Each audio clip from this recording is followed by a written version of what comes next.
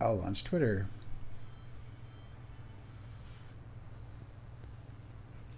And Twitter. Let's go.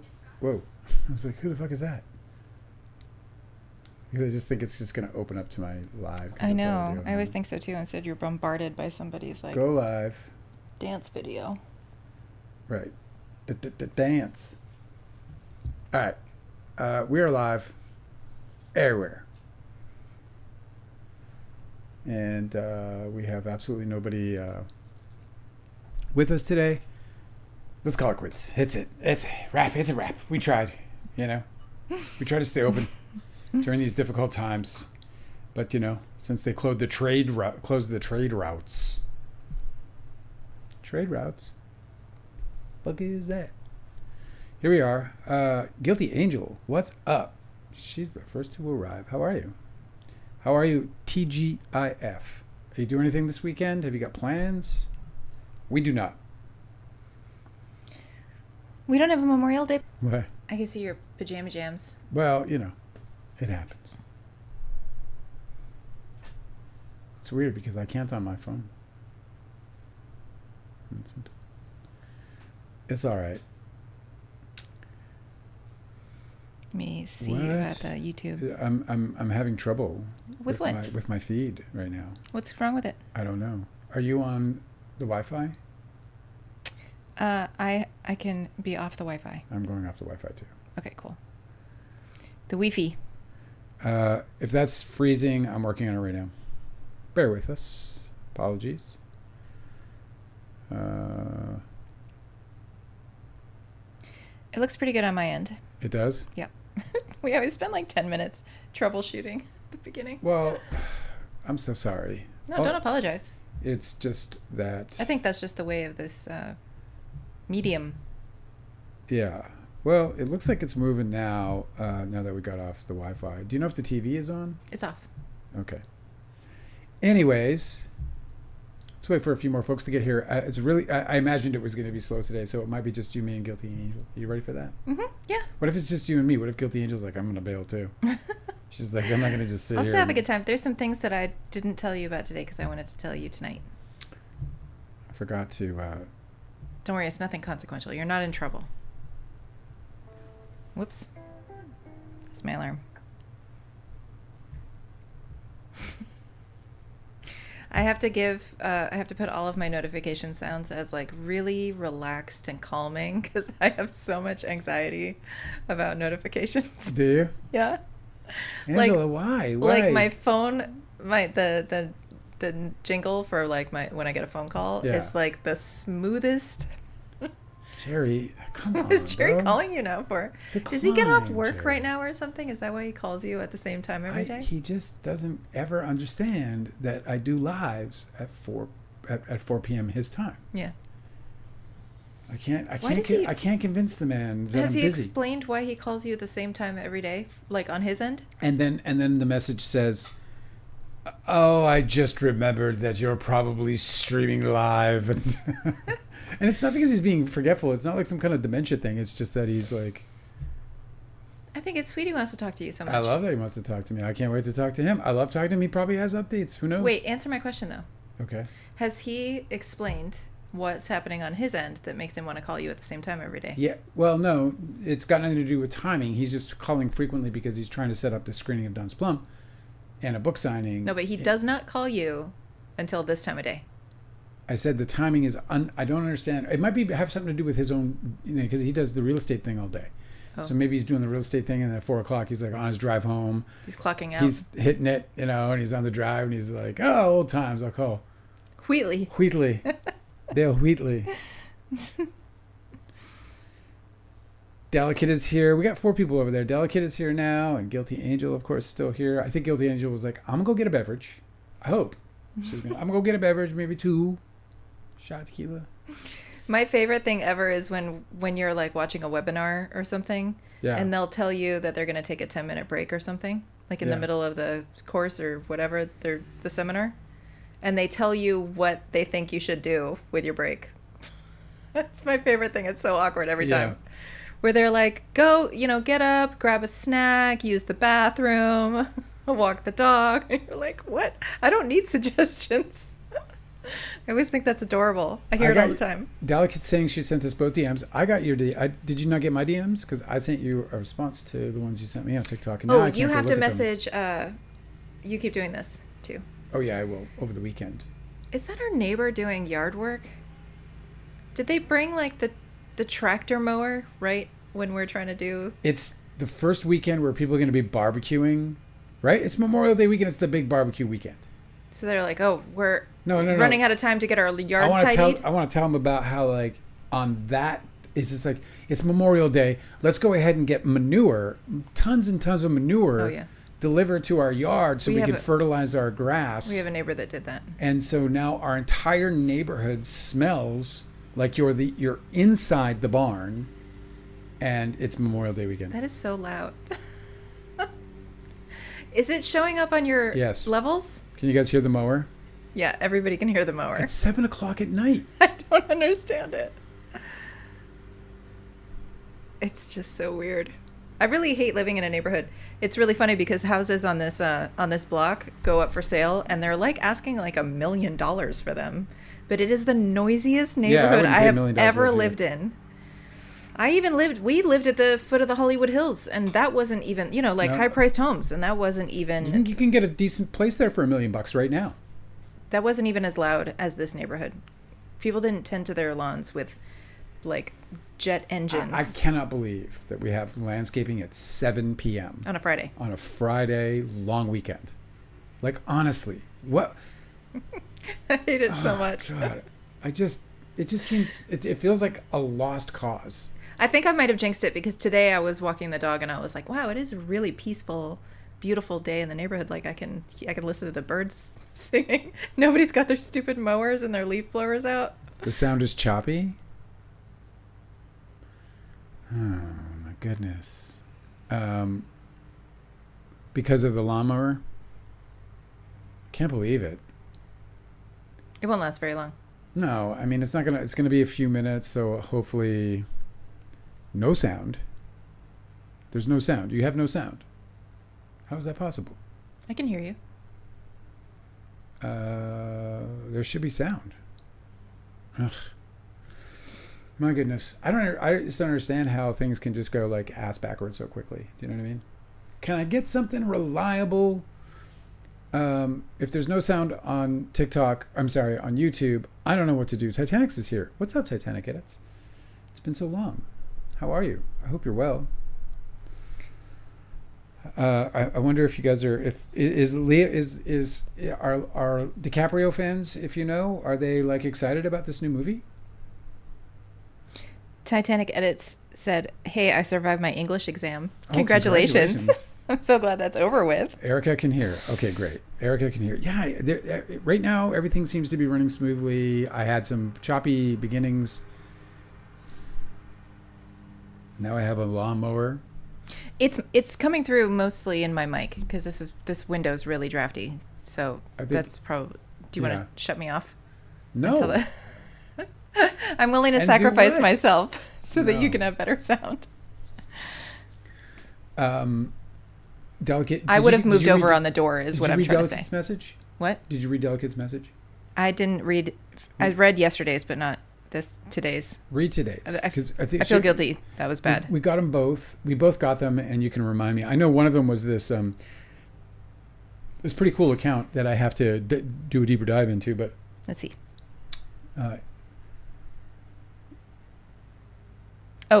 Yeah, it's about Taylor and Scooter Braun. Right. This is really helpful. Thank you so much for that because I'm really ignorant about this, and this keeps coming up in the Baldoni Lively. Is it some coverage or what is it? It's a YouTube video of two people discussing. We should watch that after this. Yeah. Well, look, the first thing I want to watch is Pee-wee.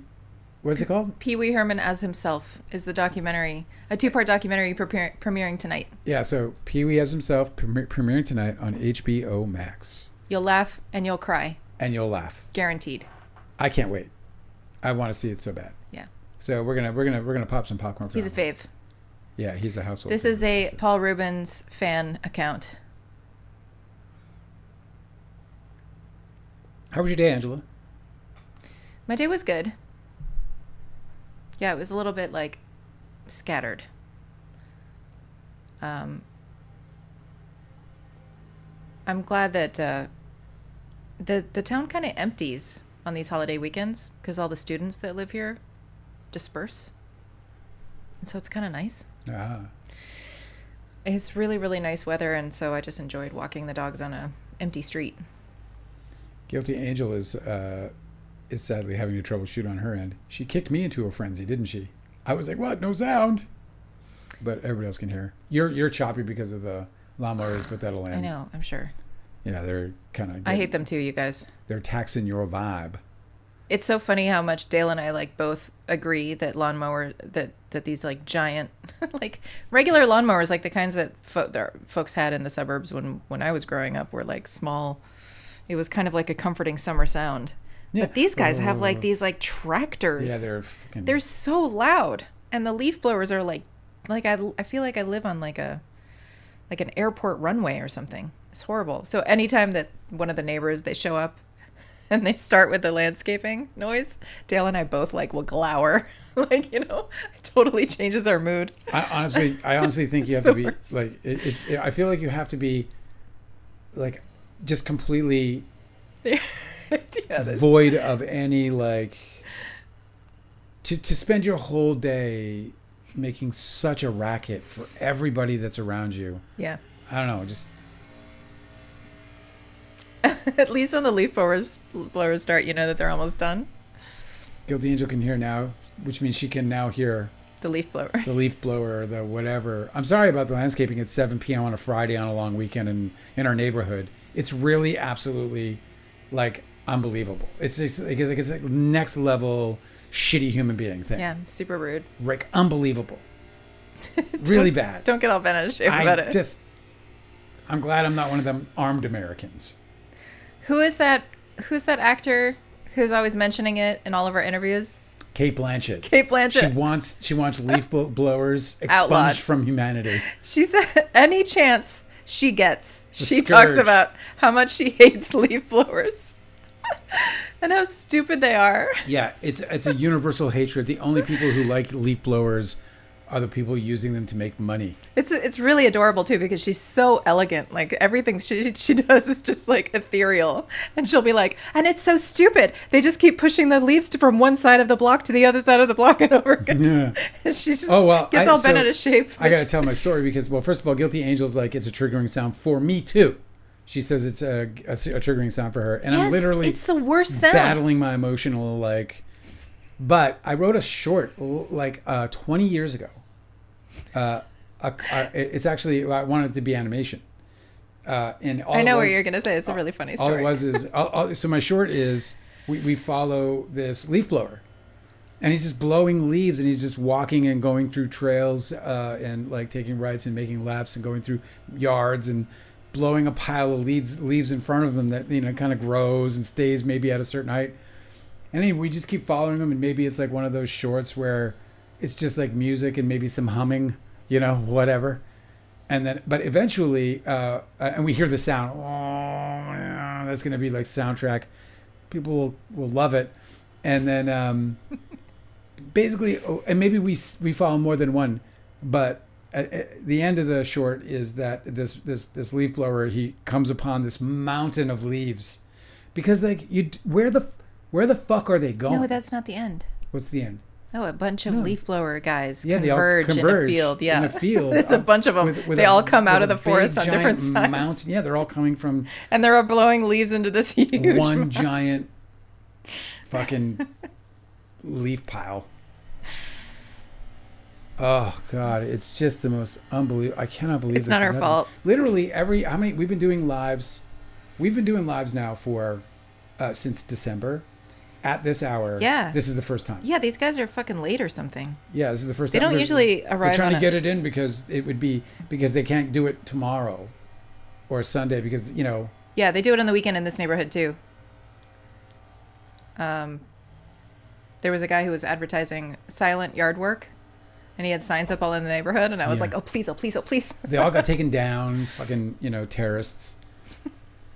fucking yard terrorists. I can't believe it. I have a neighbor next door who he's like one of the good guys. He's got his own little hand push mower. Oh yeah.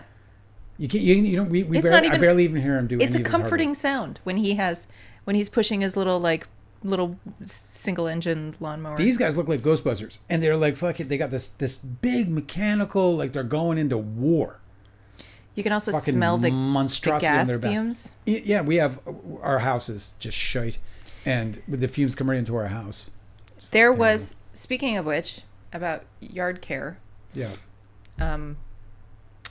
Bayer Chemicals and Monsanto, which owns Bayer, are trying to pressure the government to make them immune to lawsuits. Oh.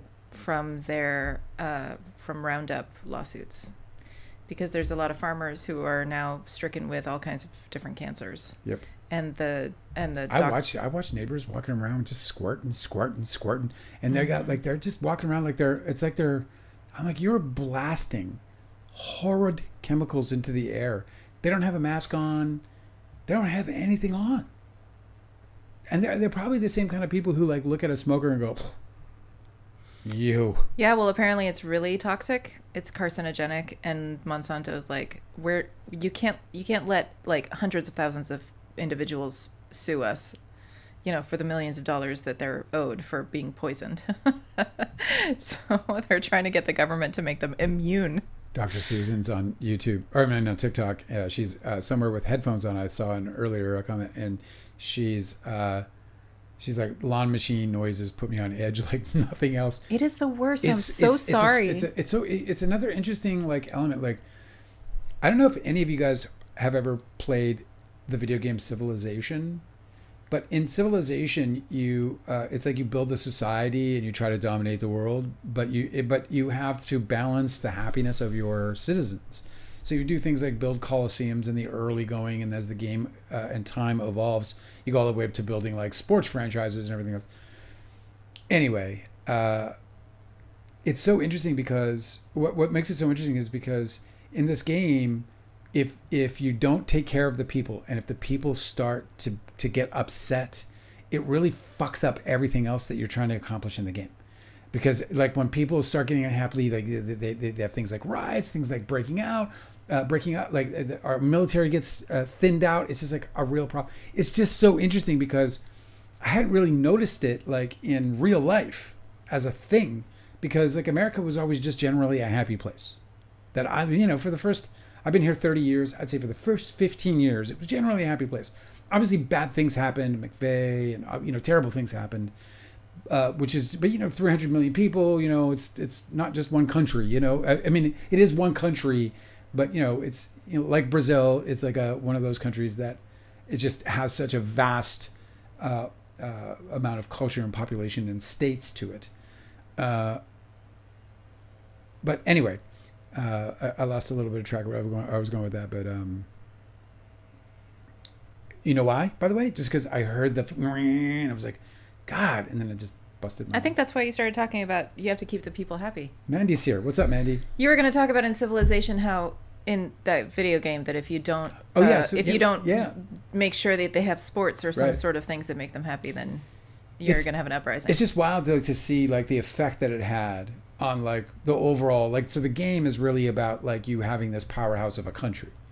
And it was just amazing to see how like the effect of the people being upset, sad, melancholy, whatever it might be, the effect that had on the overall health of the game in terms of your current playthrough. It's really brilliant, actually.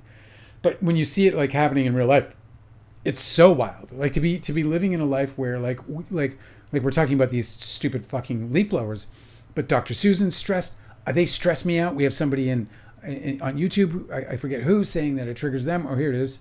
Guilty Angel is a triggering sound for Guilty Angel. So like, you know what I mean? Like these are all things that just constantly build unhappiness, and that leads to unrest. This idea of like there's this always like raising the baseline of agitation in this country. It's fucking weird. Without fail, every time that I hear these leaf blowers and these landscapers show up, I imagine going like totally postal on them and like walking out there and just like tearing their shit up. I honestly throwing another truck into the road. I just loathe Get out of here. Well, what bothers me about it is like I understand the need for industrial mowers, for highways and for industrial like commercial property, but these people where people live. Not where people live. Giant fucking mowers. I know. To mow front lawns. Mm-hmm. To mow front lawns. Come on. Like, It's not unusual, too, to be really triggered by it because you have to remember, like, that's literally a torture method. Mandy's here and Cosmic Urgency just arrived, so folks are arriving. It's nice to see you guys. We're bitching about... did you hear what I said? I'm sorry, what did you say? No, I didn't. It's literally a torture method. Yeah. To have constant annoying noise playing. Right. Of course. So if you guys are feeling a little triggered, like, that's normal. It's because you're being tortured. You're being tortured. Literal torture. You're literally being tortured. Oh, yeah. No, I have the same fantasy. Oh, my God. So I was watching on YouTube. There's this guy. He walked in to... I had to change my whole... Thank you so much for this. I had to change my whole way of being. There's this guy. He walked into a restaurant. And a waiter was walking by with a tray. And he just tipped the tray over.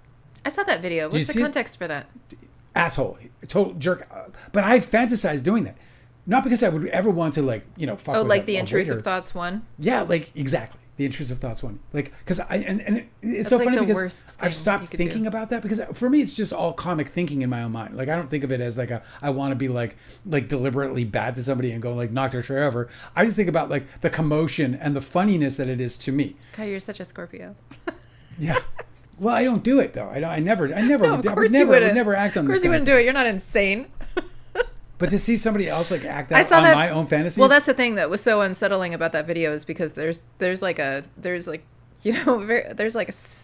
such antisocial behavior. Like that is such a severely antisocial thing to do. Where everybody in that entire room is going to be absolutely appalled at you. Like it just seems like it's very, very normal for somebody to avoid that and not bring that upon themselves. Like you have to have like have a bunch of screws loose to put yourself in that position on purpose.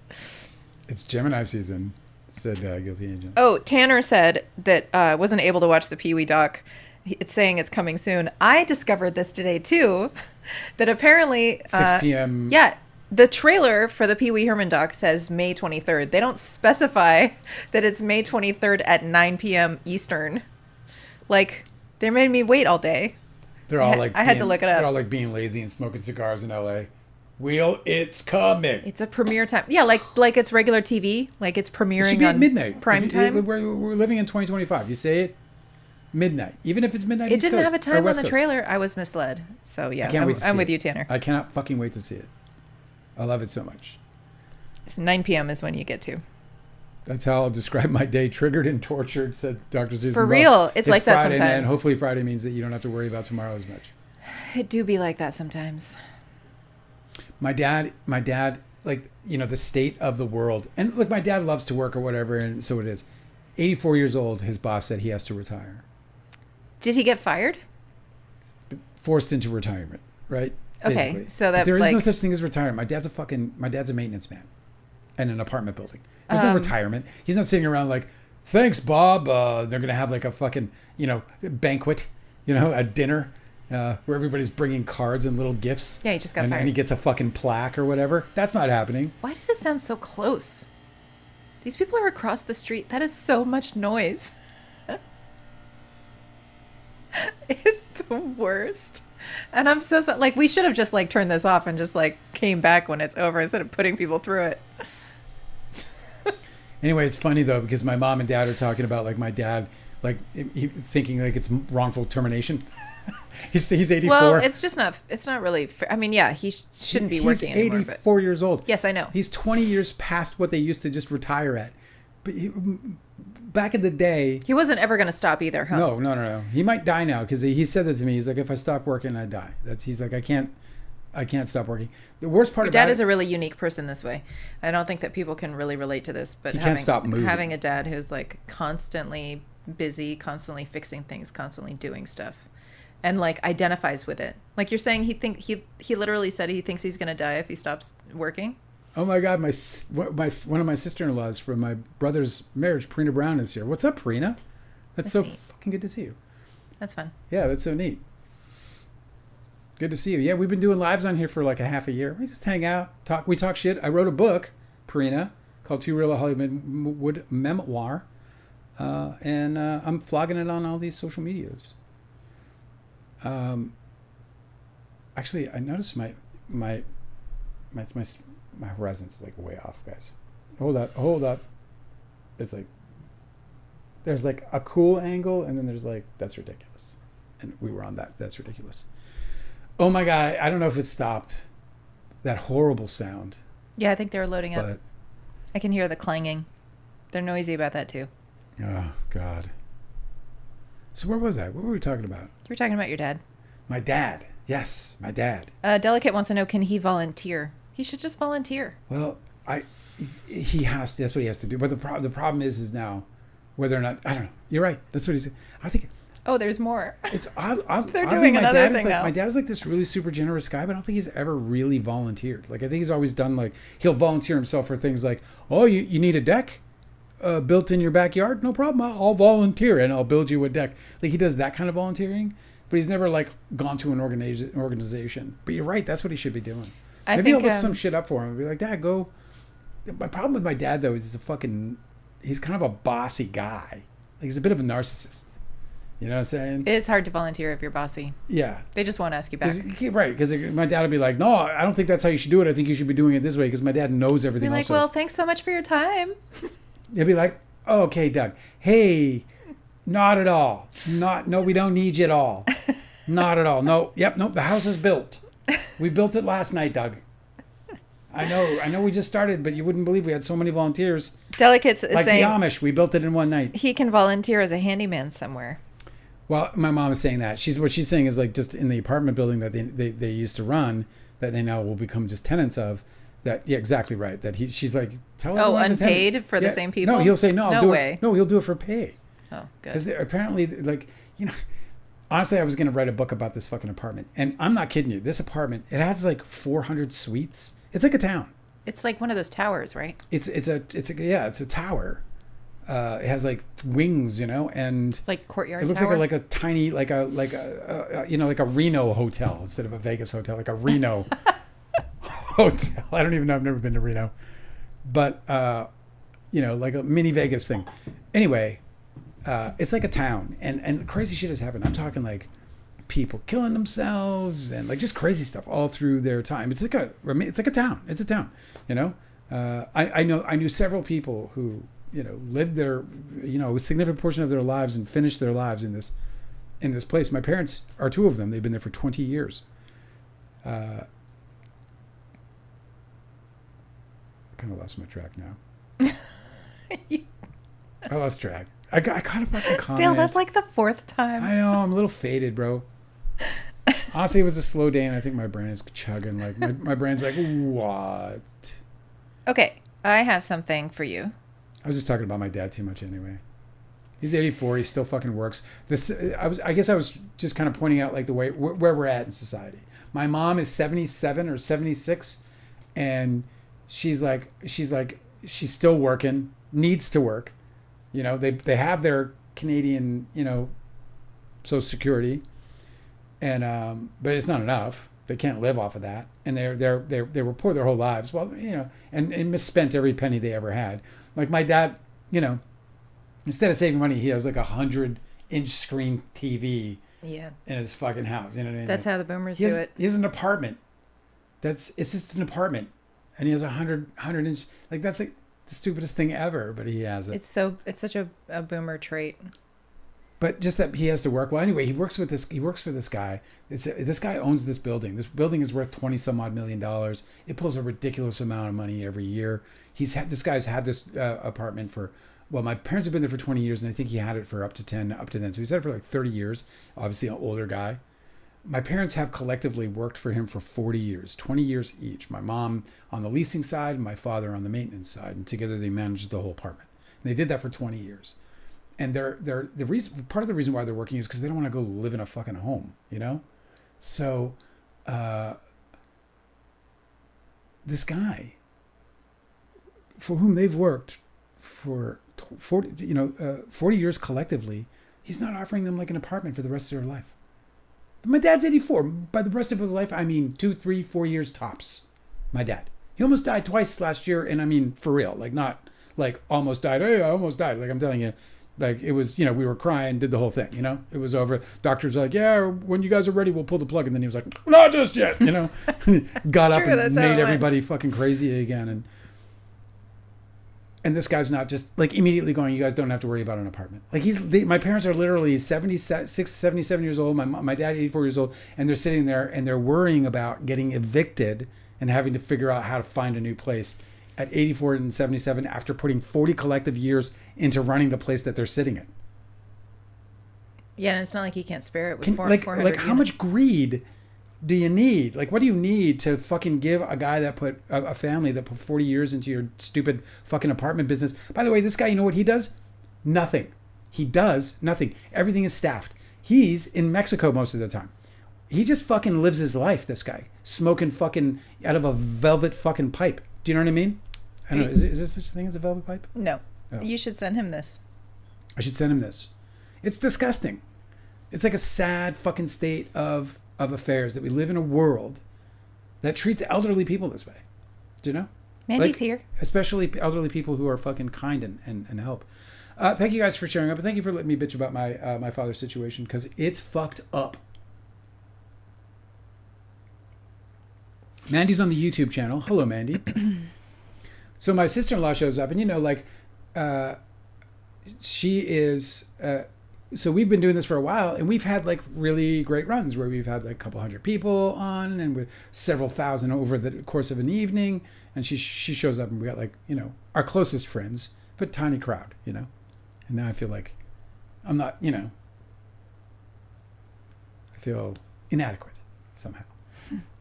What did Dal Kid say? Oh, you can threaten to call the local news and he will change his tune quick. Expose this landlord to the local news. That's what I should do. You're right.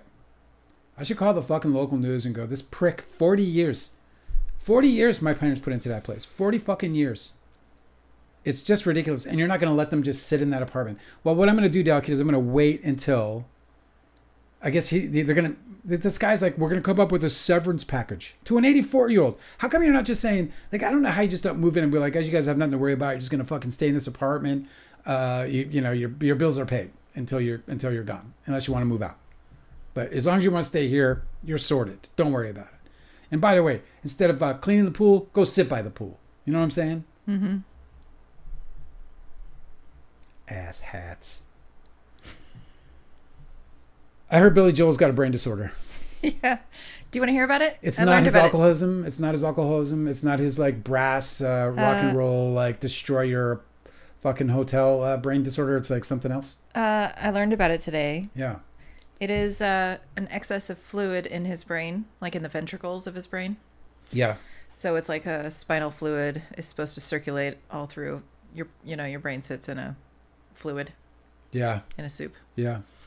And I know. I was listening to the brain testimony of this guy, and it was like really awesome. He was like, I like when he turned, and this is on the Karen Reed trial. I like when he turned to the jury and he talked about. He's like, well, you can just poke your, because he asked if the brain could cause a concussion that caused swelling in his eyes, whether it could have caused an orbital fracture. And the guy's like, no, the brain is too soft. You could literally, he tells the jury, he's like, you could literally just put your fingers right through a brain. you can just poke your finger right in that. And it's just like, I almost you could just like really easily just shove your fingers right into a brain. Did you have like a visual? Did you like be like, oh shit. I definitely heard it. It's like, what the fuck is this? It sounded like stirring noodles. You did like that, like the stuff sound effects. Horrible. Yeah, they are negotiating a severance package right now, JC, Delicate. So when they do, going back to my parents, when they do, if the package is like, hey, fuck it, but that's what I'm saying. Like, they shouldn't even be, they've been dragging this for months. They're putting these old folks through this like stressful time, and they're acting as if like they're like firing these people who, you know, who literally made them millions of dollars. Yeah. Like literally my parents made these people millions of dollars, because not only did they keep this apartment in order, but they kept it in like primo shape. Like that's why they were there 20 years, because the place was constantly rented. We're talking 400 suites.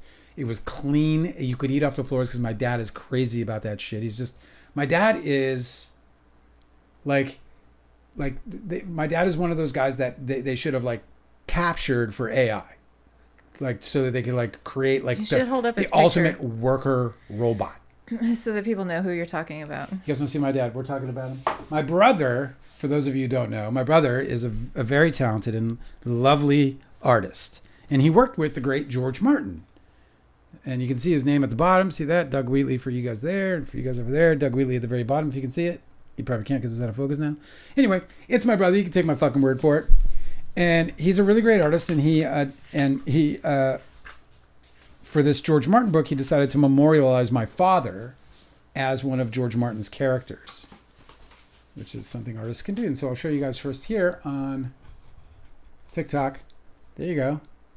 Isn't this cool, guys? So that's who you're talking about, just so everybody, that's my dad. Everybody knows what you're talking about. That's my dad right there. He looks exactly like that. That's even his clothing. No, it's not. It's not his clothing. Okay, kid. So you were saying. He didn't do one of my mom, though, and I don't know why. I don't know why. You know why? I don't know why. So anyway, what was I saying? It's Dementia Friday. Titanic edits is Rose Dawson. They didn't get married, Titanic. They didn't get married. That's so cute. Hi. I was starting to talk about Billy Joel's his watery brain, brain disorder. Yes. But then you started talking about your dad again. No, it was somebody asked about it, and then we got into the whole. And then you said, "Show him to your dad." You participated. It's no, I'm just reminding you where we were. Don't fucking blame me, Angela. Nobody's blaming anybody.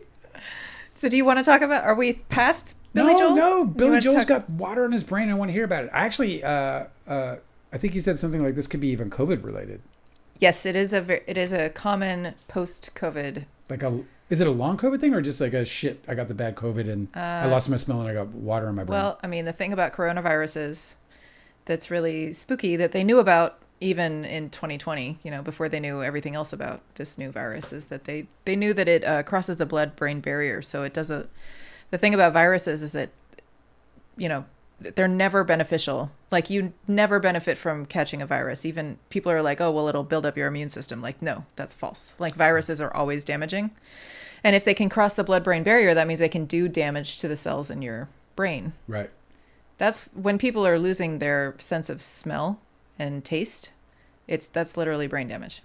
And so Billy Joel was talking about he was at the piano at a concert in 2023, and there's a video where he's like telling the audience, well, I recently got COVID again. So we know that he's had it multiple times. Billy Joel, yeah. Yeah, he said that he tested Touring negative musicians before. got to be getting it tons, right? Oh, yeah. Especially like the jet setting ones. It is a really high risk job. Even the guys on the buses. Yeah. Hey, Parina, I'm not ignoring you, by the way. We actually do a live. We've been doing this for like 6 or 7 months, and it's not kind of like, so I'll get to your questions, but I kind of get to them as we go along, and you have to be patient. I apologize. Yeah. Anyway, we don't know for sure if that's where he got it, but it's hydrocephalus is something that can happen after COVID. Yeah. Anyway, so it's basically like swelling in your brain. So you could lose your balance, and you can have cognitive difficulties, and you can have speech difficulties and memory problems. And it's kind of like it's almost like a dementia, but it doesn't. It's obviously not like categorized as a dementia, but it feels that way. But it's treatable. So it doesn't mean it's not like some dire, so he can be fine. Yeah, they'll. You're like fucking put a little tube in there. Drain exactly. The brain. They put a stent in there, and then they drain the fluid from his brain. I had a dog once that got ripped open by a pit bull. It was that we had a dog fighting breeder next to us. He had a big high fence and everything, and he was like awful to these dogs. It was terrifying. And one of the pit bulls got out, and it attacked our German Shepherd and ripped him open from shoulder to butt. It was the craziest thing you ever saw. It was a big flap. It was awful. They sewed him up, and he survived, and they sewed him up. But he had these tubes that were always draining, And as soon as he said that, I immediately went to those horrible tubes in my dog. Yeah, they are really awful. I worked at a vet's office for a long time, and that was always one of the freakiest things to have to like coach owners about after they had one of those repair surgeries. Like, so your dog's going to keep draining. Like, what? So gross. Delicate's dropping some like biz stuff. It's called He Has Come on, Dale. See what I mean? Like I have talent. I can write, but I could never write like a doctor. I couldn't. I want to, but I can't. There's no way. You know, like I could do a lawyer, but not a doctor. He has. Can you say that word? Delicate in YouTube. Prina asked why we're talking about this unsettling surgery. Hydroencephaly. Well, Prina, sometimes when we're on this live, we just go off on these tangents. Encephalopathy. Yeah. Pathy. What is that? Is it? Oh, this is the thing. This is the water on the brain stuff. What I read it was hydrocephalus or something. It's just basically water on your brain. It's anyway. Water. Well, it doesn't sound like fun. I don't want water on my brain. Do you want water on your brain? You have water on your brain. Well, I don't want any more. I don't want excessive water. You don't want too much. I just want enough water on my brain to get me by. I also have plastic in my brain. Did you know that it is estimated now? It's a real downer that topic. Every single one of us has the equivalent of a disposable plastic spoon worth of microplastics on our brains. That right now. It's like, you know how you used to be able to be like, I'm going to live forever because my dad lived till he was 90 and my mom lived till she was 107 and they played tennis until they were, till their dying days, They didn't have as much plastic on their brain. Do you know what I mean? I've seen a lot of videos of like organic farmers who are talking about what it's like to work on their organic farms, and they roll out every season. They roll out stretchy plastic over all their land, and then they'll poke holes through the stretchy plastic and put their plants through. Yeah. And that way they can cut down on water and they don't ever have to weed because nothing can penetrate the plastic. Right. But literally the stretchy plastic is the source for microplastics because it degrades against the soil and then it goes into the soil. Boy, this live is a fucking trip. And then it's taken up by the vegetables. Yeah. And that's how we eat it. So it's just like now that it's this like normal farming practices that everybody thinks is great because it's organic farming. They never have to use any chemicals. But instead, they're using all this plastic. It's just like it's so you just have to grow your own food. It's just like we just won't stop. We can't stop ourselves. I have very few things tonight, but one of the things I have is Britney Spears was, I guess, drinking. And she like lit up a cigarette on a plane, and authorities were called in. And, really? Yeah. So she's. I think she should get a pass for being a mess for the rest of her life, and nobody should bother her about it. Like, what's the worst that Britney Spears is ever going to do? Like, I just don't understand why you have to call the authorities. Like, sit down and go, Miss Spears, we have to butt that out right now. I'm going to have to take that cigarette. No. Just treat her like a child. Yeah, I feel like she should get a pass. It does bother me when she does her nudity stuff, when she's like, listen. We're making Purina sad. I don't know that this is who you think you're talking to. Well, are you sure that you can see that name right and that you recognize this person? Yeah. Well, let me. Yes, I know who. I believe I know who that is. I'm not ignoring you, Purina. I know, but see, remember on TikTok we had that person that we had to keep blocking. So they found out. And they're talking. They're talking is? similarly, and so I just don't know whether you're talking to the person that you think you're talking to. Oh, okay. Well, we'll just continue on then. But unless it's somebody that you do know, I don't want to, make it seem like they're. Anyway, Britney Spears. Poor Britney Spears. Why does? Oh, and by the way,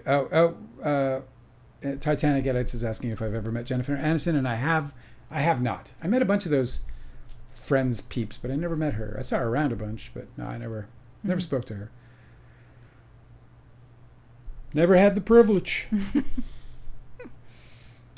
I've also never met Britney Spears.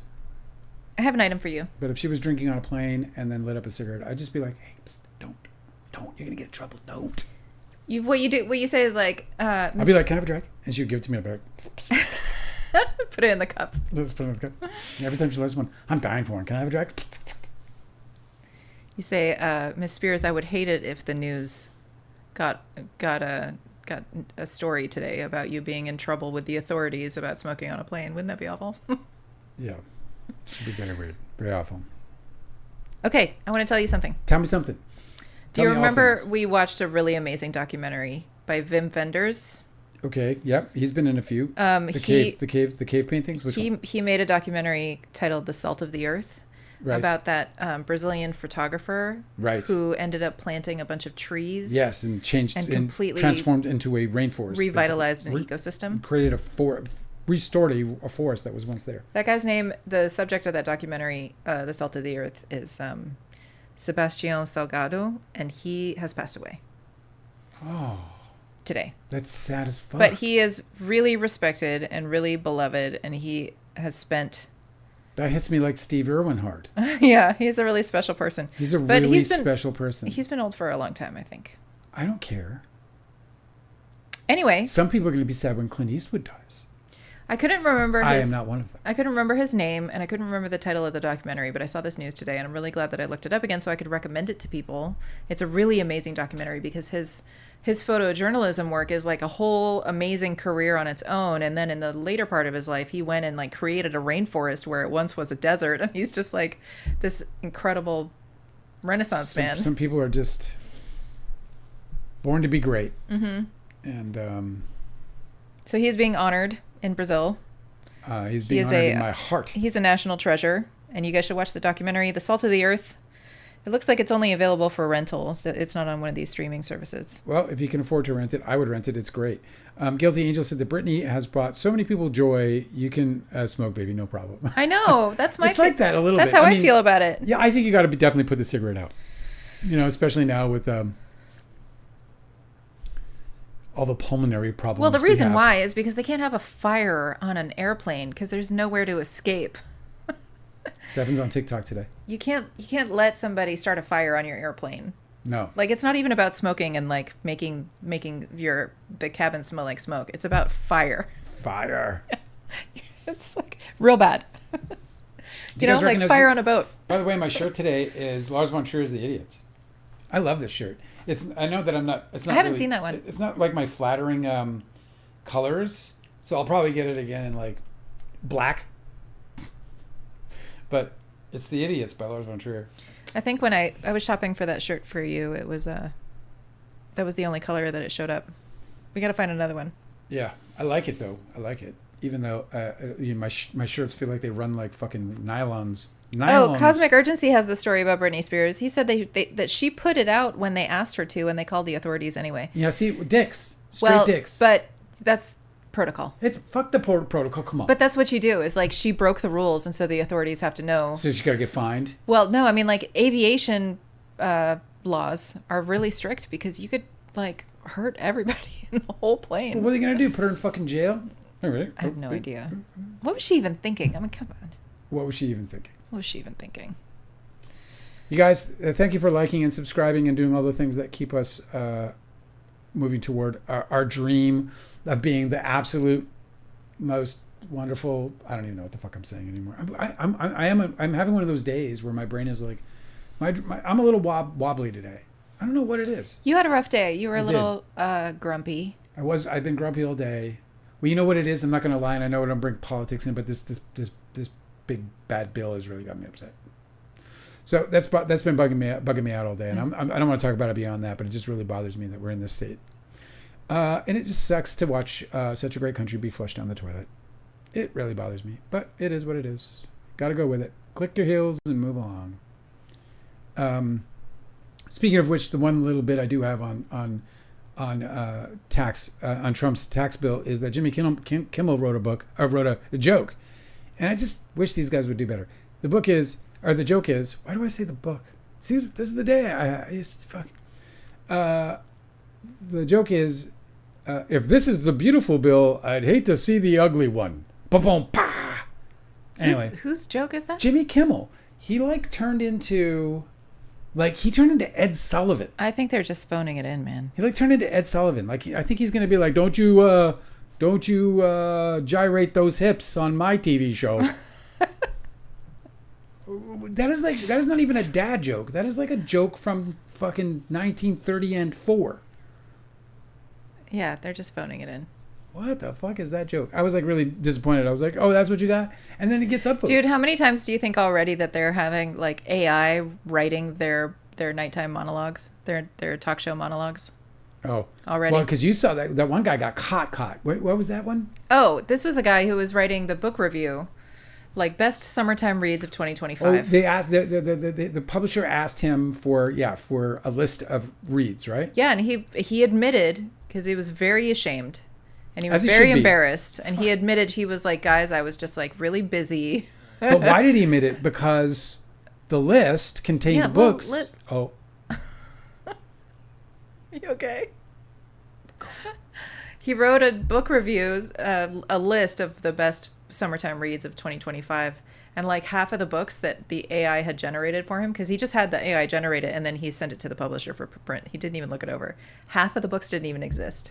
AI had made up books that sounded good for a summertime read. Yeah.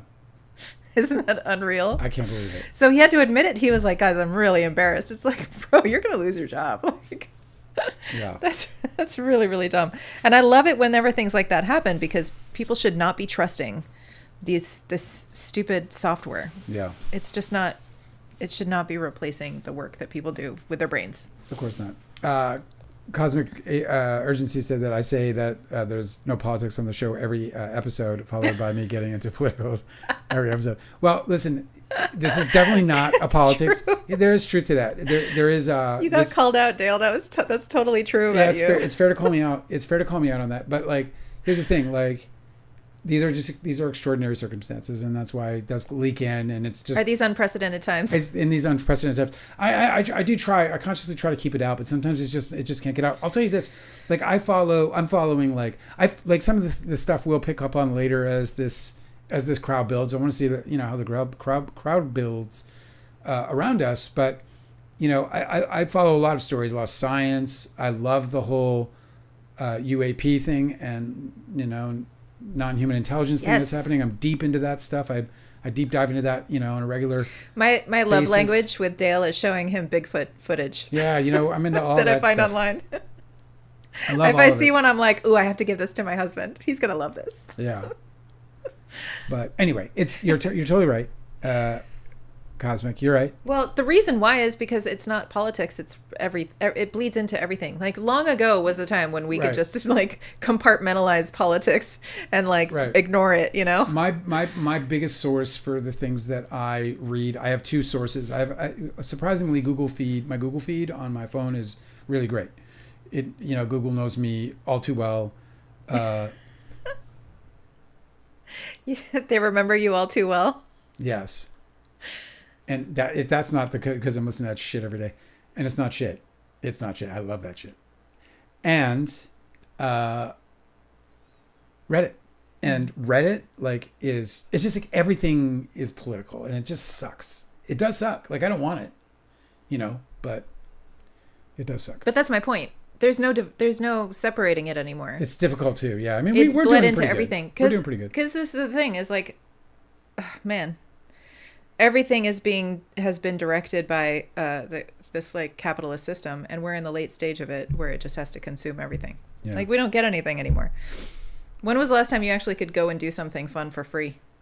Everything costs money. Like it's like that's politics, right? When they start putting when you don't even get to sit at a park bench or sit on a wall in public and just like take a beat of time to yourself because they've put all those like anti-homeless devices to try and keep people from sleeping there. Yeah. That's politics in your life. Like those were political decisions, Somebody voted on that. Somebody funded that. Like it's just we can't trick ourselves into thinking that there's a space for politics and a space for everything else. It's like it's all affected. Yeah. I think we have to block Prina Brown. See what I mean? Yeah. Okay.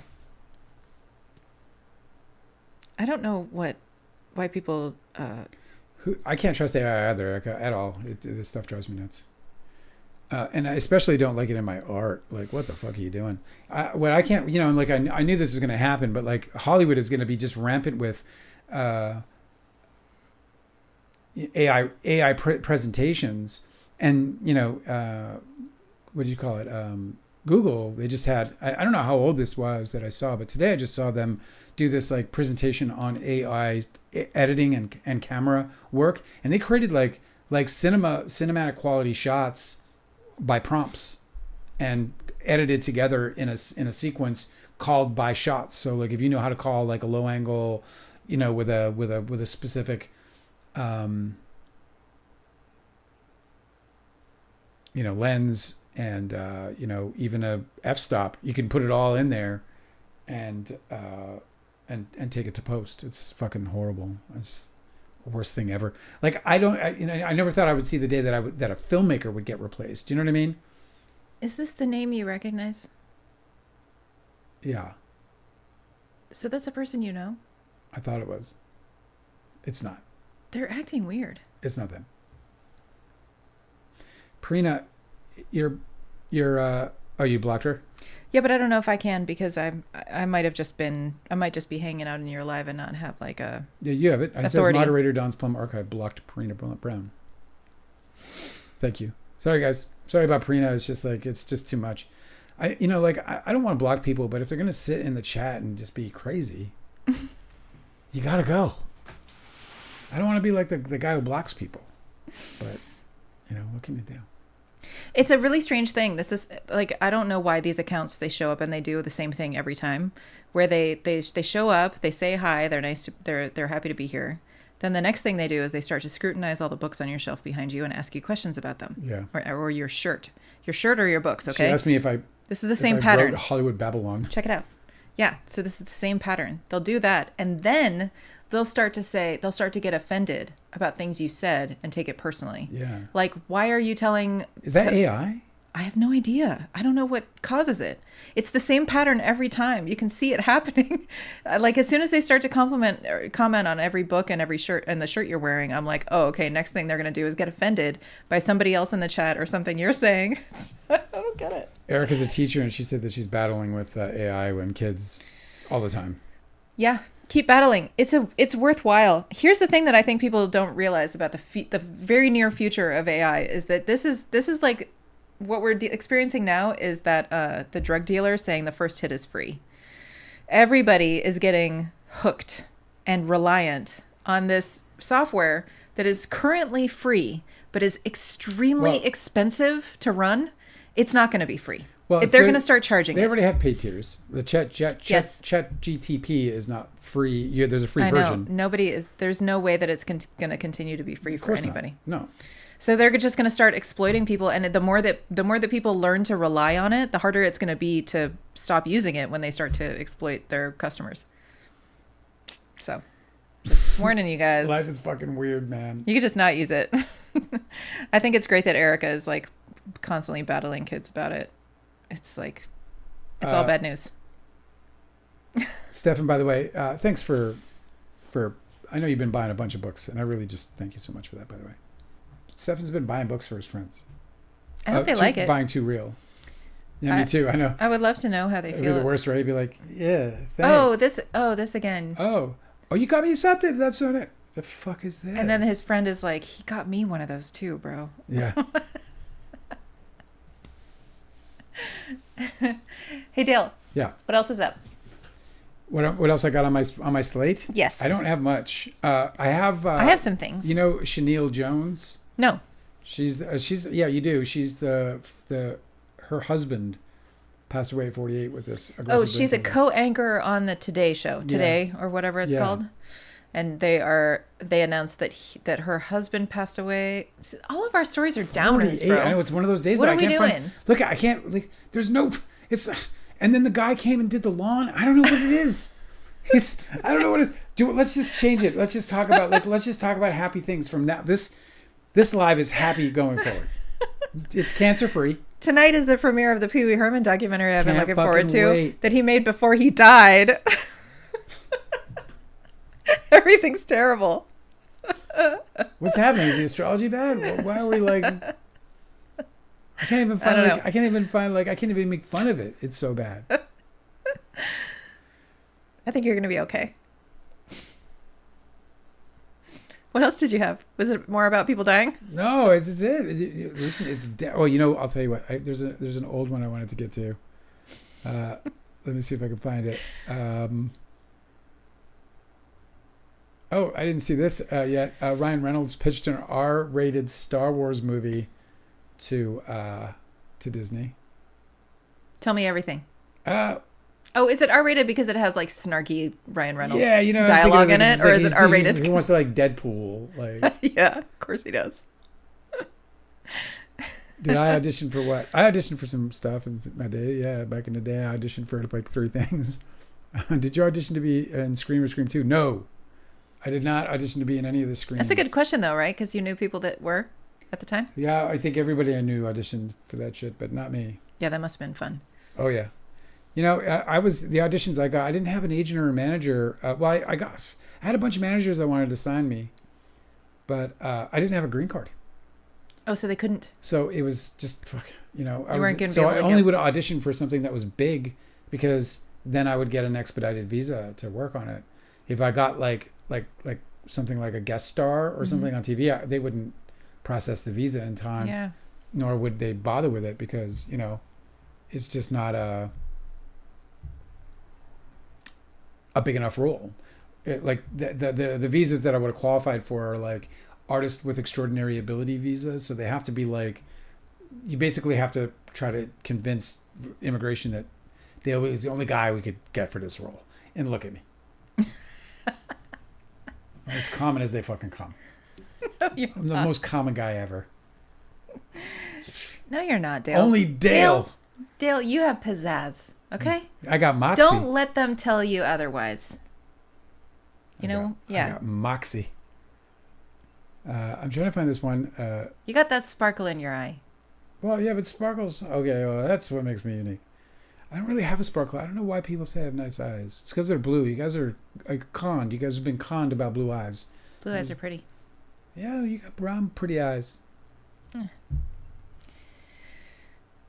When people are like, they tell the stories of this super scary, aggressive person whose eyes go dark, I'm always just like, what do you mean? Why is that bad?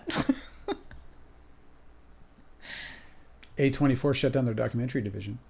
Oh, that's a bummer. Yeah. I wonder if they're just going to open up a new one. Oh, that's why. I'm like, I can't find this, and I'm not in the right spot.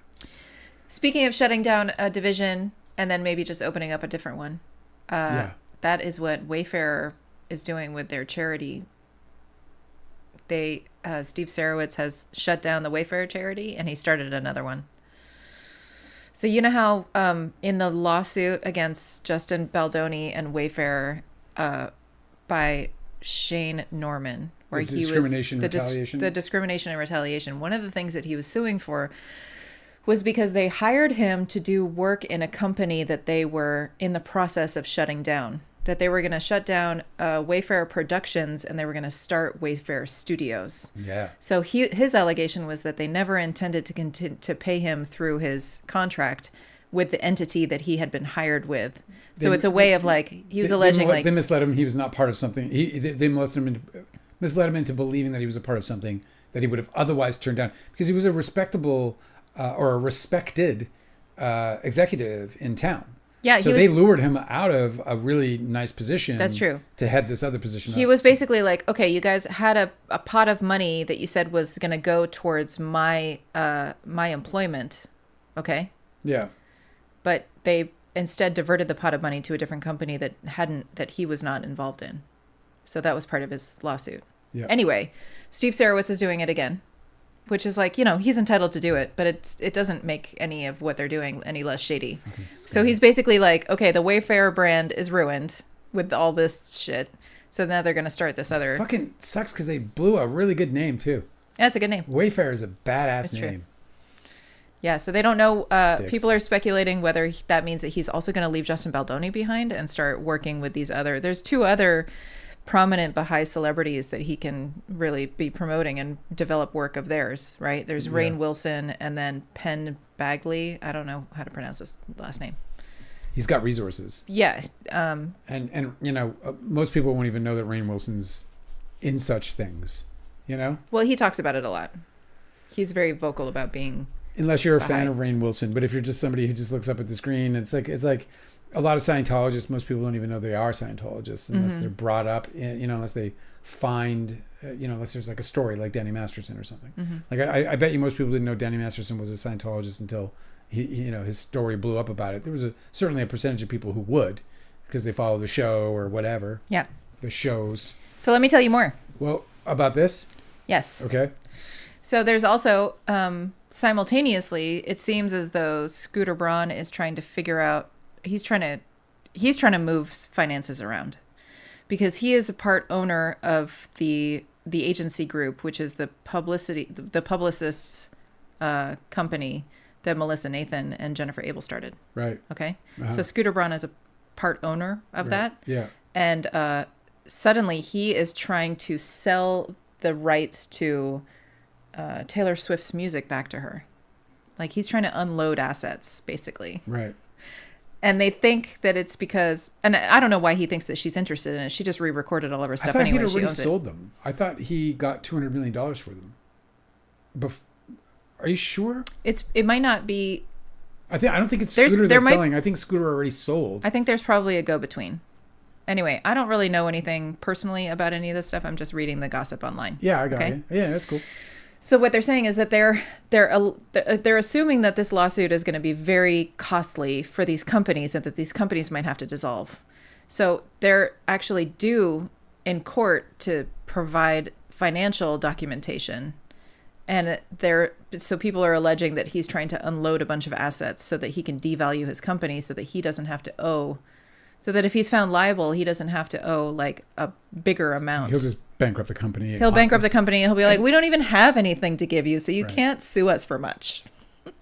Who knows? I mean, who's going to blame me? It's a conspiracy theory, but if somebody was suing me for all I had, I would try to hide it, I'm sure. Mm-hmm. Yeah, for sure. Oh, you are? Okay. Where do I put this? And here's this little precious. Yeah. You also don't get yourself in trouble in the first place by starting fights that you can't finish. Agreed.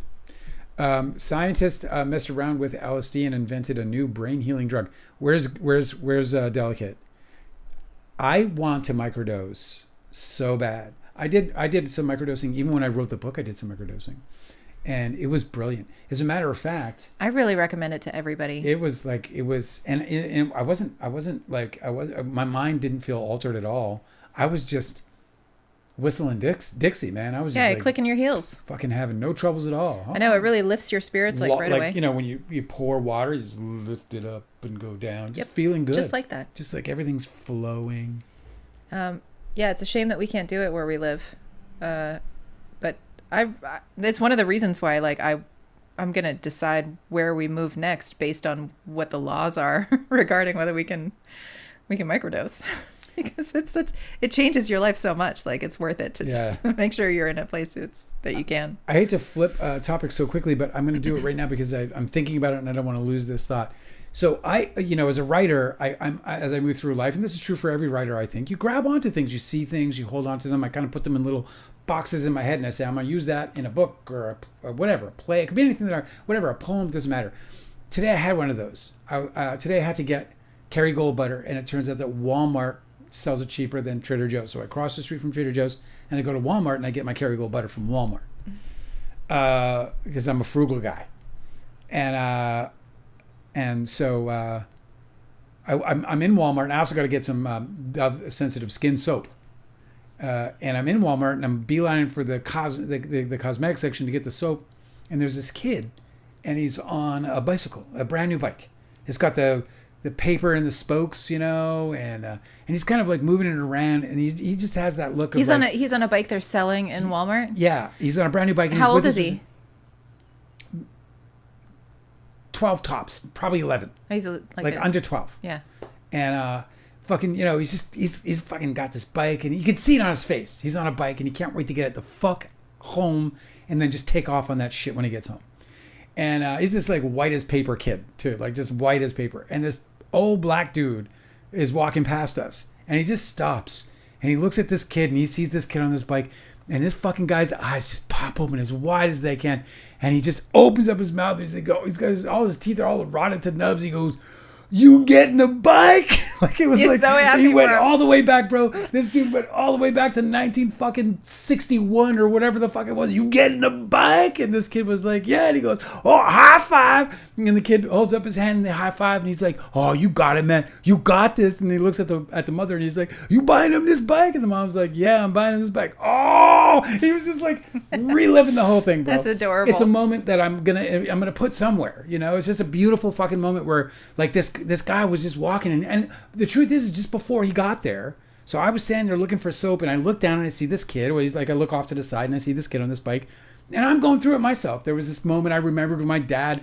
you know, he said my dad. I've told everybody my dad was a tough dude. He was a little abusive and a lot abusive and he would leverage that sometimes to just like give us good things. In other words, he would make us scared and then put something good in its place. Well, one day he and my mom went out. My grandmother was babysitting us, and then when babysitting, my dad would get the report from the babysitter, and if we were bad, then bad things would happen, right? So my brother and I had a bad night with my grandmother. My brother and I were fighting. My grandmother was like, I'm going to tell your dad everything. And we're like, oh, fuck, this is trouble. So it turns out that my mom and dad were actually going to get us bikes. So my dad comes home and he gets the report from grandmother. So I think I'm about to get battered, right? I'm scared. I'm actually scared. But my dad's like, come out here. And he takes us outside, and outside, 2 shiny new bikes. I was brought right back to that fucking moment. The 2 shiny bikes, that moment that I was like fearing for my life, and it got completely reversed into like complete overjoy because there in front of me were 2 bikes and one of them was going to be mine. So just before that was kind of going through my head where I was flashing back to that while I was watching this kid like on this fucking bike, and you know the bike's got those long, you know, like rubber tits or whatever they call them on the fucking tires or whatever. Yeah. And it was like I had all of that, you know. And then this dude came just fucking. It's just such a ubiquitous experience, right? Like you're a kid, you get your first bike. It's like the best day of your life. I loved it. It was just like it's like I said. It's just exactly so great. And it's just like a moment where I remember riding a bike. It's just the feeling of like unbridled freedom when you're like going way too fast. Anyway, for you riders, make sure you grab those moments, man, and put them in boxes and put them away for later. It's so neat that you observed that today, because it is so like it's such something to cherish. Like in every kid's life, there's the time where before they had the bike and then the time after they had their bike. Yeah. And there's just no comparison. Like everything changes when you get your bike. It does. Well, when you're allowed to ride it, you know. It's like getting your driver's license. Some people have rules, you know. Yeah. That's like neat. getting your driver's license. That's fun. Oh, that was good shit. I wish you guys could have been there. It was so great. It was so perfect. I loved how wide his mouth got. Like his wife, it just opened up so wide, and then he like revealed all these like rotten to the fucking gums teeth. Like this guy, like our dog's teeth. We have this dog, this rescue, that looks like she's been chewing rocks her whole life. This guy looks like he's been chewing rocks. She literally was chewing rocks at the shelter. The poor thing. It was so sad. She was starving and she was like picking up rocks and trying to gnaw on them. I was like, is that for food? Are you uncomfortable? What's going on? And her teeth are all worn down to nubs. When they said that you know, the speculation was that she was a fighter dog, practice dog or whatever. Oh yeah, that's bullshit. And that they filed her teeth down so that she would be a practice dog. That's impossible. Everybody likes to make these big horrific. Everybody likes to make these big dramatic stories about rescue dogs, like they all were saved from fighting rings, and that's just so uncommon. It's just like I used to work at a rescue group that worked with abandoned and abused and neglected dogs in Washington, D.C. And there was one known group of people that were fighting their dogs, and they were such like small time. You know, like how a lot of times you'll have like a gang in your neighborhood, but they're all just like a bunch of wannabe gang members. Yeah.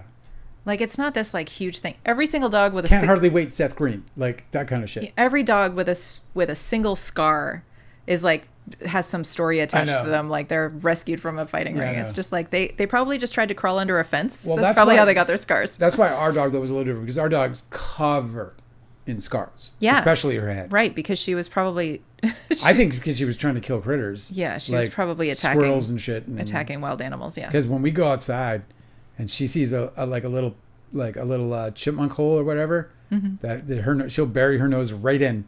And then she'll come up and it'll just be covered in brown dirt. Well, red dirt, as it were, because we're in Georgia. And then she'll just exhale, snorting all that dirt out. It's really funny.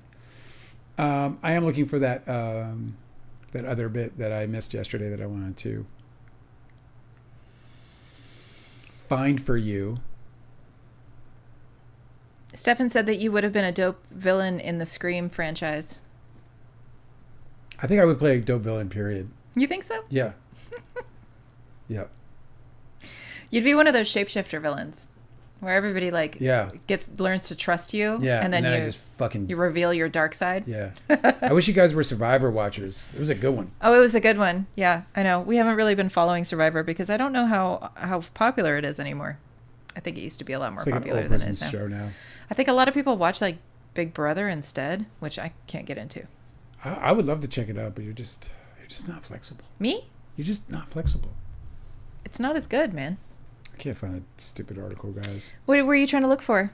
Delicate. I guess Delicate left us early today. I wanted to talk about this like microdosing, and I wanted to talk about these scientists messed around with LSD and they invented a new brain healing drug. Yes. Yeah, like there's this. Did you hear that theory that they think that the reason why humans are intellectually divergent from other great apes is because we ate mushrooms?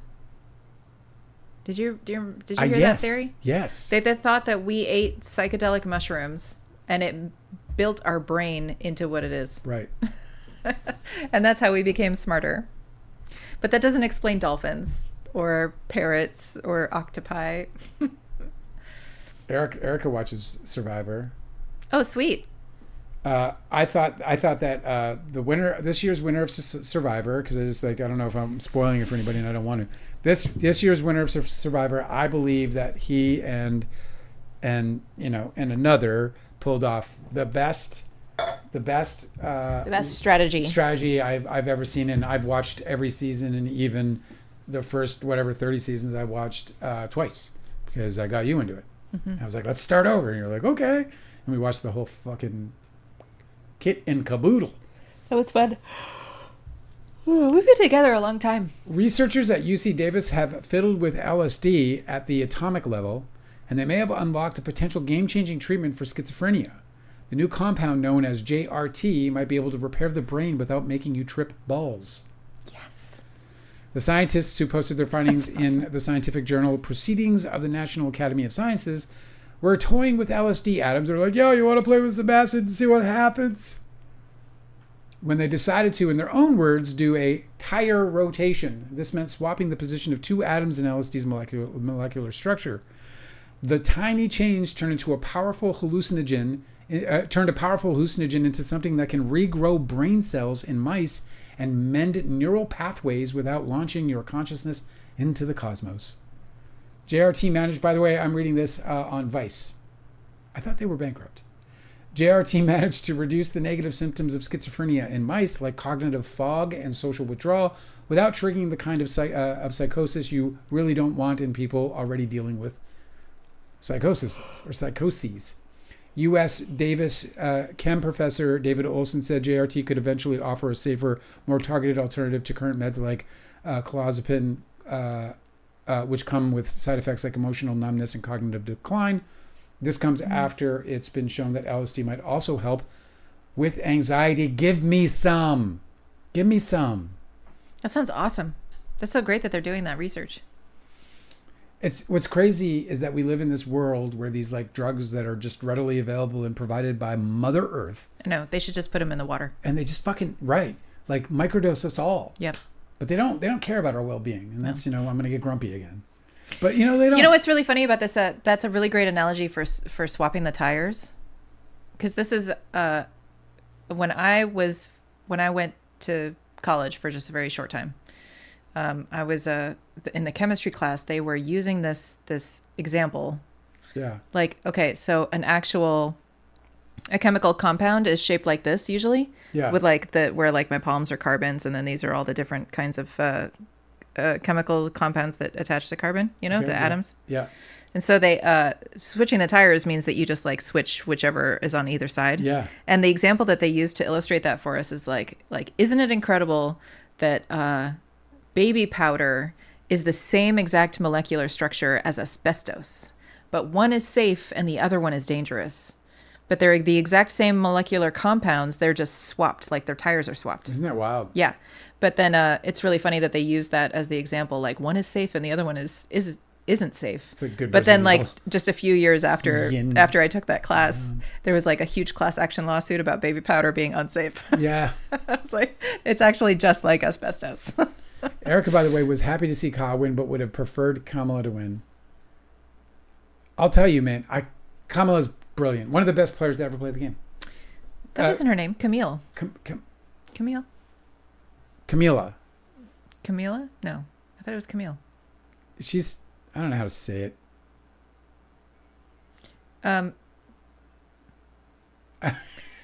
Cosmic said I would have been Dewey. What do you mean? I knew David Arquette. I used to hang out with David Arquette. It's funny, I never really talked about him. I loved him. I absolutely loved him. Do you want to send him your book? Maybe. I don't know. Okay. I think if he wants to read it, he'll get it. I mean, these guys... I'll bet my book is circulating around town. You know, we've sold a couple thousand books so far, whatever it is. Hundreds of those are Hollywood, for sure. That's so funny. Cosmic Urgency doesn't think that you would have been a villain. You would have been Dewey. Dewey, that's what I'm saying, man. That's what I said about David Arquette. Yeah, no, I know. That's why you said it. It's just really funny that... you could be a villain if you wanted to be a villain. I'm a bit of a dopey Canadian, so yeah, you're right. I could do Dewey. Especially if I shave off my beard, especially, and I get all like... There's this scene that I wrote for my childhood memoir, which my childhood memoir is going to take me all the way basically to Hollywood. And in my childhood memoir, when I was 17 years old, I got a telemarketing job, and I got promoted to manager. And so I went to a secondhand, like a vintage shop. You know, we call them secondhand shops. We weren't vintage shops. We were just like used clothing store. Mm-hmm. And I bought like these oversized suits, two of them. One was like this gray one with pinstripes, and this other dark one with also with pinstripes. They looked terrible, but and they were too big. But I went home and I put on these used suits with my shirt and new tie, and I stood in front of the mirror, you know, and I was like, manager. I'm a manager. Hey, listen, can I see you in my office? Like I was doing all that shit in front of the mirror. 17 years old. I was in this suit that's too big. I need to see you in my office, and we're going to have a talk. I'm afraid I'm going to have to let you go. You're practicing? I'm just afraid to let you know. No, you're fired. You're fired. In front of the mirror? Totally. I did the whole thing. I did it for days. Before I'd go in, as my new manager job, I'd fucking do up my tie, you know, stand in front of the mirror and just do my this. I never even seen Taxi Driver. I was just doing this shit in front of my mirror, bro. I'm sorry, but you're just not cutting it. I'm going to have to write you up. I'm going to have to write you up. Well, you didn't have writing up in the fucking telemarketing days. It was just fired. You can pick up your paycheck at the end of the week. See? So you're being a villain right there. So it's very Dewey, for sure. Well, it's a shame we lost Delicate, because she would have something to say about this. It's because we talked about putting fingers in brains. That's why. No, that's her game. She likes the fingers and brains talk. She probably didn't like to talk about my dad. Oh, fuck with the dad already. I didn't check my teeth before we came on here. I'm worried to have... Great big herb. No, well, we didn't have greens today, so you're okay. Well, who's your favorite villain in a movie or TV show that you've... No Country for Old Men. Oh, really? Yeah. Anton Chigurh. Anton Chigurh. Could you get a better one? Is there a better one? I really, really loved that movie. I've talked about this before, but I saw No Country for Old Men 5 times in the theater. I went and I saw it at the Vista 5 times. Yeah. I loved it so much. And I really liked his villainy, but most importantly, I really liked that, here's a spoiler. I really liked that it wasn't a happy ending. I loved that about that movie. Yeah. Like you left the theater being like, damn. It's so perfect. Did you read it? It's so unique. Yeah. Did you read the book? Yep. I'm a big fan of Mr. Cormac McCarthy. I've read, I have I think 4 of his books. Oh, I didn't read his last 2, and then have one more of the Border trilogy, and that's it. I think so. I think I have 3 more books of his to finish his. I have not read a book of his that I did not love. Well, his very first book, which I can't remember the name of, I didn't love it. So there's that. But it was fine. I'm glad I read it. Short too. Kind of. Yeah. Anyway, my second favorite, a very close second would be Khan from Star Trek: The Wrath of Khan. Oh yeah. Oh, you haven't seen it, have you? No. Why? Oh my God, what a villain! What a villain! Oh, what a villain! And the villain? Obviously, there's a lot of great villains out there, bro. Mm-hmm. But that's a good one. Tanner probably knows that one. Is Tanner with us? Was he here earlier? Yeah. Maybe he's still here. Yeah, Tanner was on the... on the YouTubes? No. Let me see. I think Tanner was on TikTok.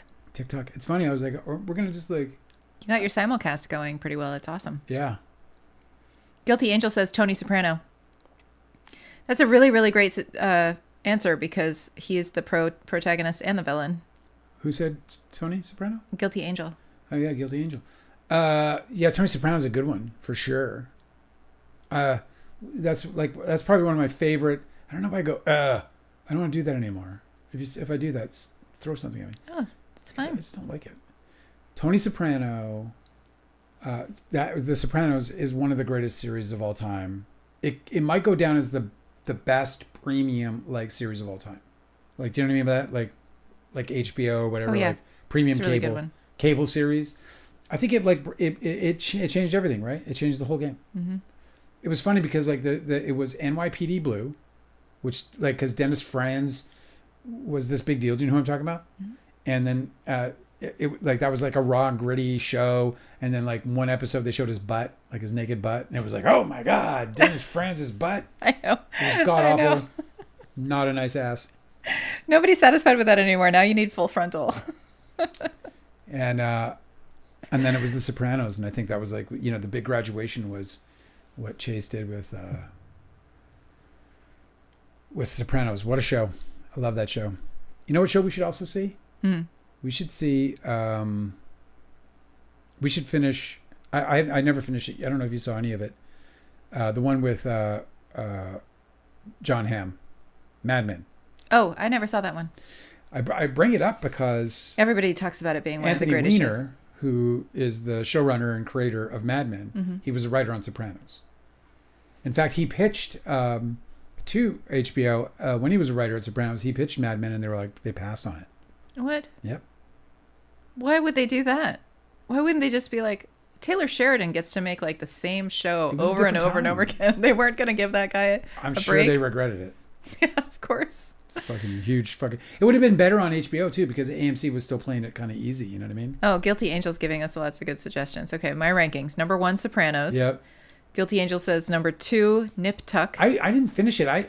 You started it? I got into it. I watched at least the first 3 seasons. I don't even think there are that many. Number 3 is Squid Game, which is relatively new. That's like a battle royale. Right. That's cool. Stefan's asking if I got around to Less Than Zero yet. Is that are you meaning the book? I have not read the book yet because I'm finishing Toni Morrison's first, Beloved. Which, by the way, remember I told you that it was all Dearly Beloved? Yes. And she took the Dearly off? Yeah. Because she couldn't afford it for the gravestone? Yeah. So it's Beloved? Well, there is a character named Beloved, actually. Oh. Yeah. Well, then what the hell is she talking about? The character Beloved comes into the life of the woman who couldn't afford to put Dearly and only put Beloved on the gravestone. So she come into her life and she's flashed back to this moment where she put this on it. Yeah. We'll see. I'm excited for this book. Huh. Yeah. You can just do anything in a book, huh? Toni Morrison. Guys, she's fantastic. Stefan said that Anton Sugar is goated also. Yeah, he's the GOAT. That's the GOAT. User on TikTok is Actually, saying, you know what? I think that they interviewed a panel of psychiatrists. Yeah. And for what was the best sociopath, the most truest depiction of a sociopath, and it was Javier Bardem's portrayal. It was they were so good. It's pretty much spot on. Nobody ever explained his haircut though. It's a sociopathic haircut. Very distracting. Everything about that. And I'll tell you, as far as adaptations go, brilliant. I read the book after, actually. Let me tell you about this. You better tell me. User is saying that Breaking Bad is their favorite show. Oh, I love Breaking Bad. It was such a good one. I didn't know this, but Aaron Paul recently in an interview said that he was up for, but didn't get the spin-off Friends show. Or I guess one of the co-creators of Friends went and did their own show, and Aaron Paul was up for it, and he didn't get it. And had he gotten it, he wouldn't have gotten Breaking Bad. Amazing. And he was depressed. Like, he got into a depression over it because I guess he tested and didn't get it. And it's like, it's the worst thing because in Hollywood, when you test for a show, you get to know everything you're going to get. So it's not like when you go and you get the job, you didn't get the job and you don't know what you lost. But when you test for a TV show, they negotiate your deal. You're talking about audition versus testing. Yeah, so you passed your audition phase and then you're testing. So when you're going through the audition phase, when you're trying to get on a TV show, you'll go through an audition phase. And at the end of that process, the actors that they're considering all sign a testing deal. And they actually get paid to do a test. Oh, shit. Yeah, they get paid tens of thousands in some cases to just test. But you know your deal. So if you're getting $50,000 an episode, that's $50,000 a week. If you know that's your paycheck, then you're like, oh my God. And like if you're like a fucking waiter and you've been living off of tips, yeah, and you just negotiated a deal. Like, this is Aaron Paul's depression about not getting, like, if you're fucking struggling and all of a sudden now you're about to make $50,000, $75,000, $100,000 a week. Well, probably not $100,000, but anywhere between $30,000 and $50,000 a week as a series regular on a major TV show, and you're fucking, oh my God, you're like, it's there. The bag of money is in your hand. All you got to do is beat out the next two guys, and it's all fucking yours. So you just got to find where they live. When you don't, and kill them. When you don't get the job, it is just devastating. It's just fucking devastating. Guilty Angel has very strong opinions about Breaking Bad. Breaking Bad is highly overrated. Miss me with it. Derivative and dull. Both overwritten and underwritten. Poop emoji. Very strong feelings about Breaking Bad. Well, I'm on the side of it's very well written. One of the best produced shows of its era, and I love your enthusiasm and your confidence, because when I'm opinionated about shit, I'm exactly this way too. Here's the thing. Like, you're all wrong, I'm right. Here's the thing about Guilty Angel is she's not wrong. She's not wrong because like it did get overwritten at the end. It was overwritten at the end. I mean, she's not wrong because it's her opinion too about art, and we're all allowed to form that. No. I mean, beyond that, I'm just saying, like, and like that I can concur with the idea. Like, I give leeway to the fact that shows don't end well. Like, Lost didn't end well. So many shows don't end well. Yeah. And I don't think that Breaking Bad ended well at all, in my opinion. And like Dexter, like the problem with these shows is that they're sort of twofold in terms of the way they're developed. You all you do is you jam out Bibles, and when you they're called show Bibles. So you write a pilot and you submit the pilot along with a season 1 Bible, which is a fairly extensive outline for the whole season. So if you're pitching 12 episodes, then you would give the full pilot episode written along with episodes 2 through 12 in very detailed 1 or 2 pages summaries of each episode. And it's very extensive work. As a writer, you feel pretty prepared to get to the writing room on that first season and kill it. And that's why you'll see so many great first seasons. And what's interesting about this is if you go back in television history, like you go back, say, to The Sopranos and others, where they were on a release schedule where they came out every Sunday, and there was no binging back then, right? Before there was video on demand so readily accessible. Before that happened, writers got a chance to do the writing. They actually got a chance to develop the writing. But what happens now is that people want it so bad. This is something that Severance was really going through in terms of audience demand versus their standard, because the truth is that why there was 2 years between you got to write seasons, especially like if there was also the matter of money. Foolishly, Apple didn't have a deal in place for the second season, so they had to like negotiate. It was messy on Apple's part, frankly. It seems, at least if I understand the business dealings on that side. But so the writing just gets compromised, and so when you hand in your pitch, you hand in this really extensive first season, but seasons 2, 3, 4, and 5, they just dramatically get reduced in terms of the size of the amount of content that you're providing to the studio for the pitch. So like season 2, like so season 1 will be this like super detailed pitch, but season 2 will be like Dale finds a new love in writing books, and that's it. There's no history. There's no structure to it. There's no dramatic structure. So anyway, and then because you have this high demand for binge writing or for binge consuming, you then get into these situations where you end up putting out this inferior product because you're not giving the development time, and then you also have fucking a million executive producers going, "Oh, I think you should say it this way," and fuck, And then, now that they know it's going to succeed, they want to stick their fingers in it like a brain. So guilty just Angels, like a brain. Just like a brain. It's a Guilty Angel. Well, she's really right about that. There's a reason why. It's the same thing that you run into with so many other shows that really lose steam in seasons 3, 4, 5, and 6 is because, or at least the ones that do. Do you know the show The Shards? I've heard of it. Cosmic Urgency is recommending it. I love The Shards. Brett's new one. I don't know who Brett is either. I'm gonna look this up. I have to look up The Shards. Yeah, look that up. Screenshot this. I like new shows. Is what's his name from Deadwood doing anything? What's his name? The showrunner. I don't know why his name's Jeremy Sisto screen tested for Titanic. Did he? I don't remember that. I don't remember that at all. You think maybe he didn't?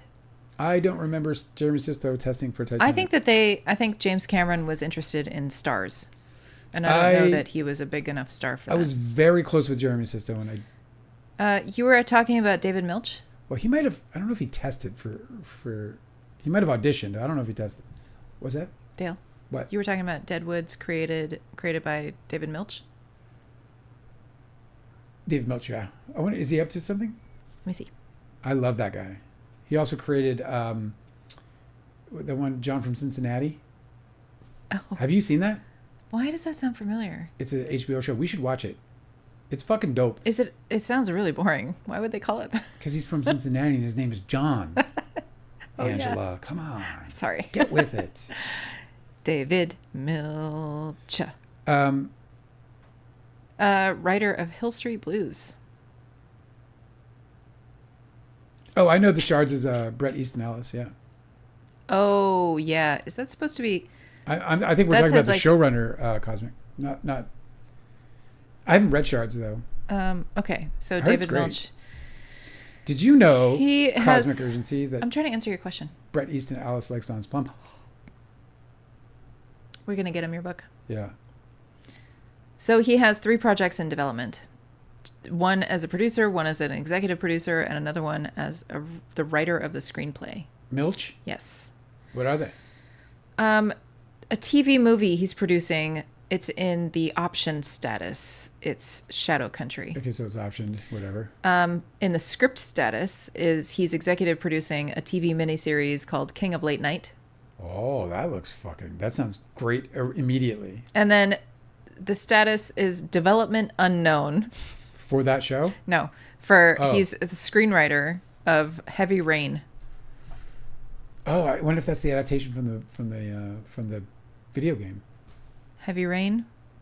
There's a video Architect Ethan Mars joins a private detective, a journalist, and an FBI agent in a race against time to save his son from a child murderer known as the Origami Killer. Yeah, that's from a video game called Heavy Rain. That's cool. Yeah, that's neat. But yeah, he's working. His last thing credited past film and video is... No, sorry. These are special thanks. So Leo Edits said she found Kate Winslet Titanic screenshot and she's opposite Jeremy Sisto. I don't remember Jeremy Sisto screening for that movie. That's amazing. That's cool. Yeah, it's almost mind blowing to me because I'm actually kind of shocked. Stefan knows the game you were talking about, Heavy Rain. I said I love that game. Yeah, it's a great game. It's a really great game. It's like you would actually like this game because it's not an action game. You're solving a crime. I like action games. I just don't like to play them because I have an anxiety disorder. No, I'm saying, but you would like to play this one because in this one you're actually going through it, and what happens is you'll see things in the room that kind of highlight, and then you go and you investigate them, and then it's evidence. You're right. I would like something. And you don't fuck it up. Like you don't get your fingerprints on it. You don't spit on it. You don't It's real evidence. You don't leave your DNA on the sheath at the crime scene. You don't contaminate on the knife sheath. Cross contaminate. Make shake and bake with all the other evidence. The Brian Kohberger trial. You want to talk about that? Oh, we could talk about that. Speaking of cross contamination with your DNA at the crime scene, so his defense is arguing that he cannot possibly have a fair trial because the prosecution had helped Dateline NBC create a little documentary episode about him. Yeah. And that they shared details about the case with these reporters. So that's interesting. I say good luck with that. Yeah. Oh, yeah, we're going to let this fucking guy who's suspected of killing 4 students, we're going to let him go because, we shouldn't have done that. That's well, they're not supposed to do that shit anyway, though. I don't know why people can't keep their mouth shut. Yeah. It's not like it's not an important case. But one thing I think is really interesting is that they are trying to get the death penalty in that case, which makes it so much harder to convict. So obviously the prosecution is very confident in their case, but also there's a big risk that it could all go wrong and that he'll get acquitted. I don't know why they're trying to bring the death penalty. Apparently it's what the victims' families want, but it's so much harder to get that sealed. Crazy. Well, look, I mean, as it should be, and maybe you don't have to do that. Maybe you don't have to kill them. You can just put them in jail and let them sit there and think on it. Yeah, I know. I mean, I think that works just as well. I'm not sure why they're making it so much more difficult. Titanic Edits is getting some love from Leo Edits. That's great. What's up, Titanic Edits? You see that love you're getting from Leo Edits? It's so cool. Yo. Should I put the pot on? Yeah. Are we having popcorn? We are. I gotta warm up the popcorn pot. Okay, I'll be right back. Thank you, Angela. Yeah, no problem. I appreciate it. I'm gonna do some comments now. Okay. Let's see. What is Bandersnatch? Bandersnatch before Bandersnatch. I don't think I've ever done Bandersnatch. I don't know what that is. Is that like a UK thing, maybe? I'm excited to see. Let's see if I could find Jeremy Sisto's. Let's see. I'll put it on. We'll let everyone watch it. Jeremy Sisto Titanic screen test. This is gonna make me sad.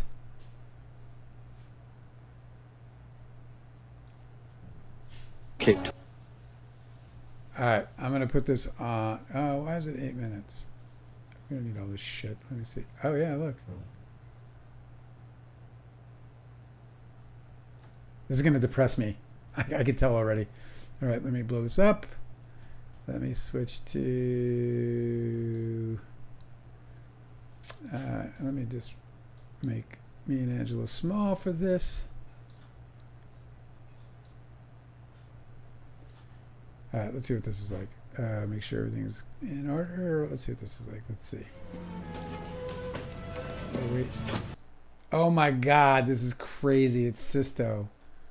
Oh my God. All right, Jeremy Sisto, guys. Here it is.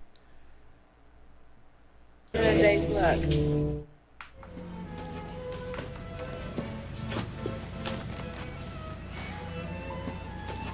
Oh my God, this is crazy.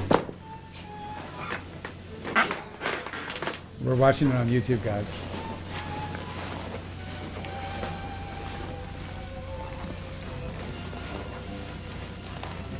Hello, Jack.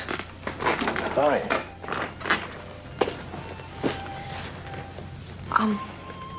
Could I speak to you? Yes. Of course, that'd be great. I wanted to thank you. Oh, thank you. I mean... This is crazy. I can't believe it. I mean, you're welcome. I feel like such an idiot. It took me all morning to get up the nerve to face you. You're not an idiot. But, yeah, if you would have let go of that railing, you would have been a first-class idiot. Yes, a first-class idiot.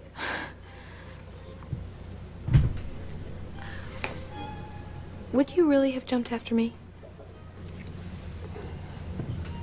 It's Jeremy Sisto's Titanic audition with Kate Winslet. No way. An honest answer? Well, I might have. It's crazy. You know, it just popped into my head. I was trying to get you to do something. Yes. People are always trying to get me to do something. To do what they think is best. This is Titanic. Titanic edits. This is Titanic. Just out of curiosity, do you have a name? Rose. Rose. Rose DeWitt Vicator. I may have to get you to write that down. Rose. Is that short for something? Rosemary? Rosalula? No. Rosalina? Stop. No, it's just Rose. A simple little flower without a thought in its head. No. Wow, this Roses are very complex. The script is tough. They're probably ad-libbing a little. The petals just get smaller and smaller and smaller and smaller, but it's still a rose. Down to infinity. And, you know, it's the only flower that can draw blood. That's not true. What's this? This is just some sketches. May I? Sure. You know, Leo was better for the role. I mean, you know, I love Jeremy Sisto. What an amazing relic you found, though. That's so great. Yeah, well, this is somebody just told me about it. These are quite good. You like them? Yeah, really, they are. We're, like, everybody split that from this. I didn't think too much of them in Perry. All right, Dale. Ooh, you do get around, Mr. Dawson. All right. Well. I don't think we're going to keep going. It goes on and on and on. Cosmic Urgency said he would have been a boring Jack in all caps. He would have been a fucking boring Thank Jack. God he didn't get it. Like, what's this here? Feeding has to fish. Terrible. Well, I'll say this about That is me. Jeremy Sisto. I love him. So that's why you were staring at me so rudely. He's a pretty boy, though. Look at him. You're forgiven. Accepted. You know, more and more, I dream about chucking it all in and becoming an artist and living in a garret, poor but free. You wouldn't survive. It's so weird 2 that she's in days. costume and had her hair Hot done. water. I love and they're it. in the Last time I set. had caviar was. Listen, Buster, I hate caviar. It's her first screen test. And I'm tired of people dismissing my dreams with a chuckle and a pat on the head. I'm sorry. I'm tired of it, I tell you. I want a new way.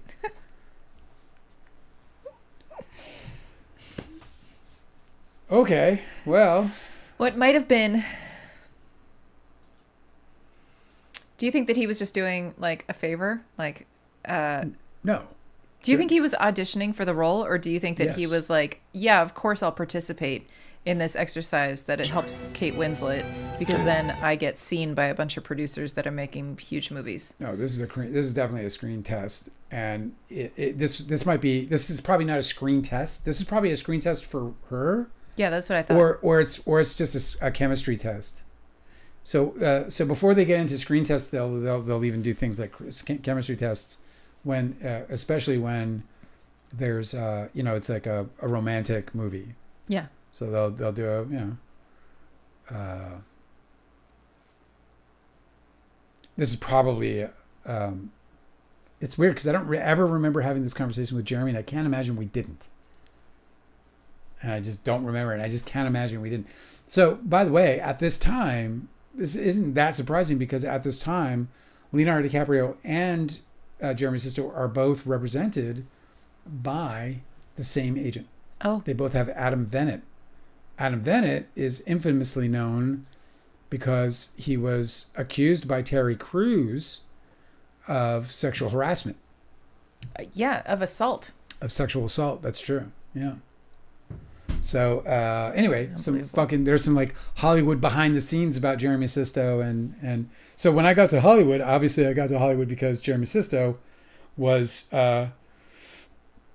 was my sponsor of sorts, right?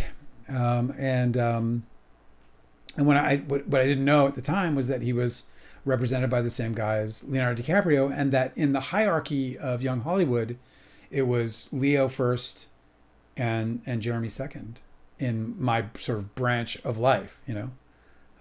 There were others obviously coming up, but obviously Leo was like the hot prospect. And number 2 on the list, that Jeremy Sisto fellow right there. What I didn't realize is that sometimes chiclets of his. Sometimes a lot of these movies are set up at an agency entirely. I didn't realize. I thought that everybody just that they selected actors from the whole pool of Hollywood talent. But most of the time, a film is set up at an agency, and then the agency uses their own talent for every one of the roles. Well, they try to package. Yeah. And you know, that happens quite a bit, but it's usually not like all the roles. They just try to package like all the key roles. So they'll be like, you know, the director, the 2 stars, and then they'll go out to other agencies even around the world for the rest of the roles, kind of thing. Is that what you mean? Mm-hmm. Yeah. Yeah, very common. So exactly, this could be, CAA, all of them package. Yeah. And this could definitely be a part of that for sure. I mean, 100% that, you know, I mean, obviously Jeremy Sisto was like a big prospect actor at the time. But anyway, well, thanks for that. I didn't know that he tested for it, and I'm glad he didn't get it. 100% glad he didn't get it. Yeah, why? Well, first of all, no chemistry between them at all. I didn't feel anything between them at all. You know, Jeremy, he is a fine actor, but like he has this, he also has this, I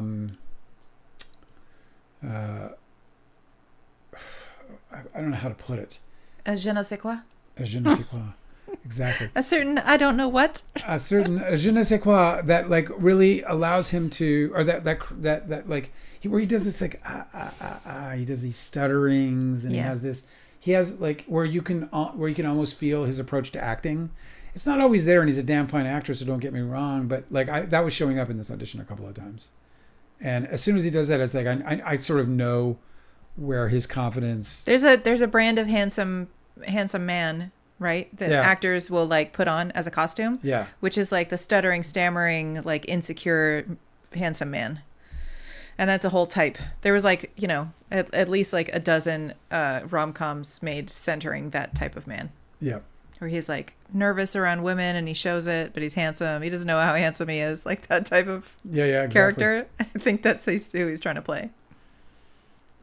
Yeah, I mean, and he's good. I mean, he can pull those things off for sure.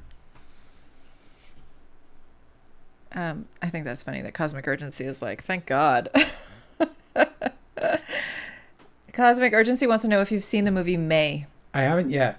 Jeremy Sisto's in it. I meant to see it, and it was weird because I heard it's a great film. That's with Christina Ricci, I think, as well. I heard it's a great film. And then I just never got around to it for some reason. I can't explain why. Oh, here's a little trivia. We'll watch that soon. Yeah.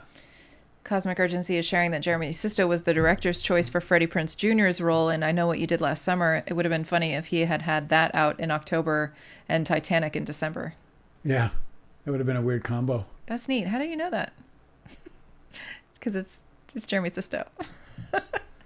I'm just going to keep labeling Cosmic Urgency as different old friends of yours until we find the right one.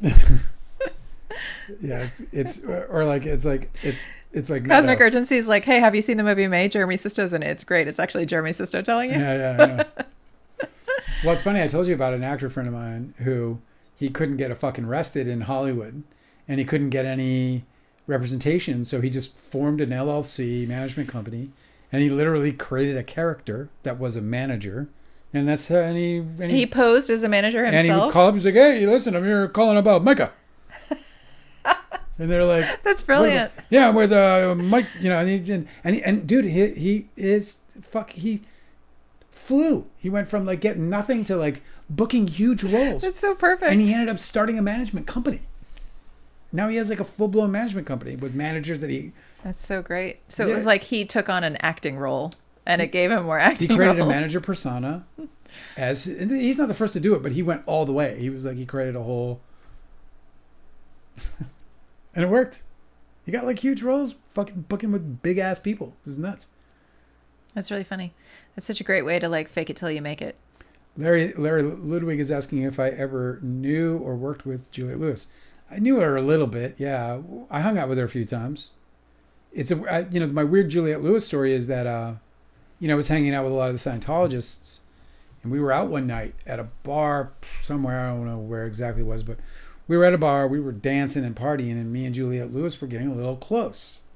Like we were having fun. We were kind of doing the grinding and shit. It was a good time, and I was crazy about her from as an actor. I was just absolutely nuts about her. Yeah, she's great. And so she was really fun to be around. Like she was, a good little party. And I'm, at the time, I was doing a lot of drugs. Like I was doing LSD and just everything.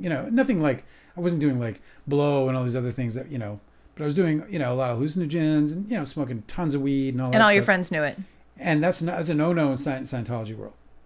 So me and Julia Lewis, we were all getting busy on the dance floor. Ethan Suplee, Danny Masterson, they fucking swept in and separated me and her. It was like a straight up intervention. What? Yeah. And it was because they were Scientologists? It was because I was like, a suppressive personality, I guess. Or like borderline suppressive. It's a fucking cult, dude. It's so crazy. Danny Masterson and Ethan Suplee. Literally, like I was like, what the fuck is going on? I was like, what are you doing, Ethan? He was like, dude, what did he say? So they pulled me aside and they were like, she's struggling with drugs. And they don't want to like, and you're like, I'm like, so I don't what? have to do drugs with her, bro. I was just going to do some dancing. You know what I mean? And, so that's my Juliette Lewis story. And so you weren't... She was so damn fine. You didn't hang out with her anymore because they didn't... I hung out with her a few times. Forbade we were it? like Rolling Stones concert once and like other places, but we That's never awesome. like we never got to like I never got to like get to know her the way I thought I was going to. Did you ever listen to her music? I did. I liked her band. Did you? Yeah.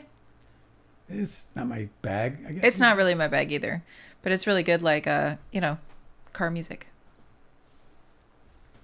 Leo Addis is asking if we still have the Ethan Suplee couch. Well, RD would have that. No, he doesn't have it anymore. That thing was stained. Let me just tell you. Yeah, for being like the hangout spot for years. Stained. That was like a dumpy ass bachelor pad couch.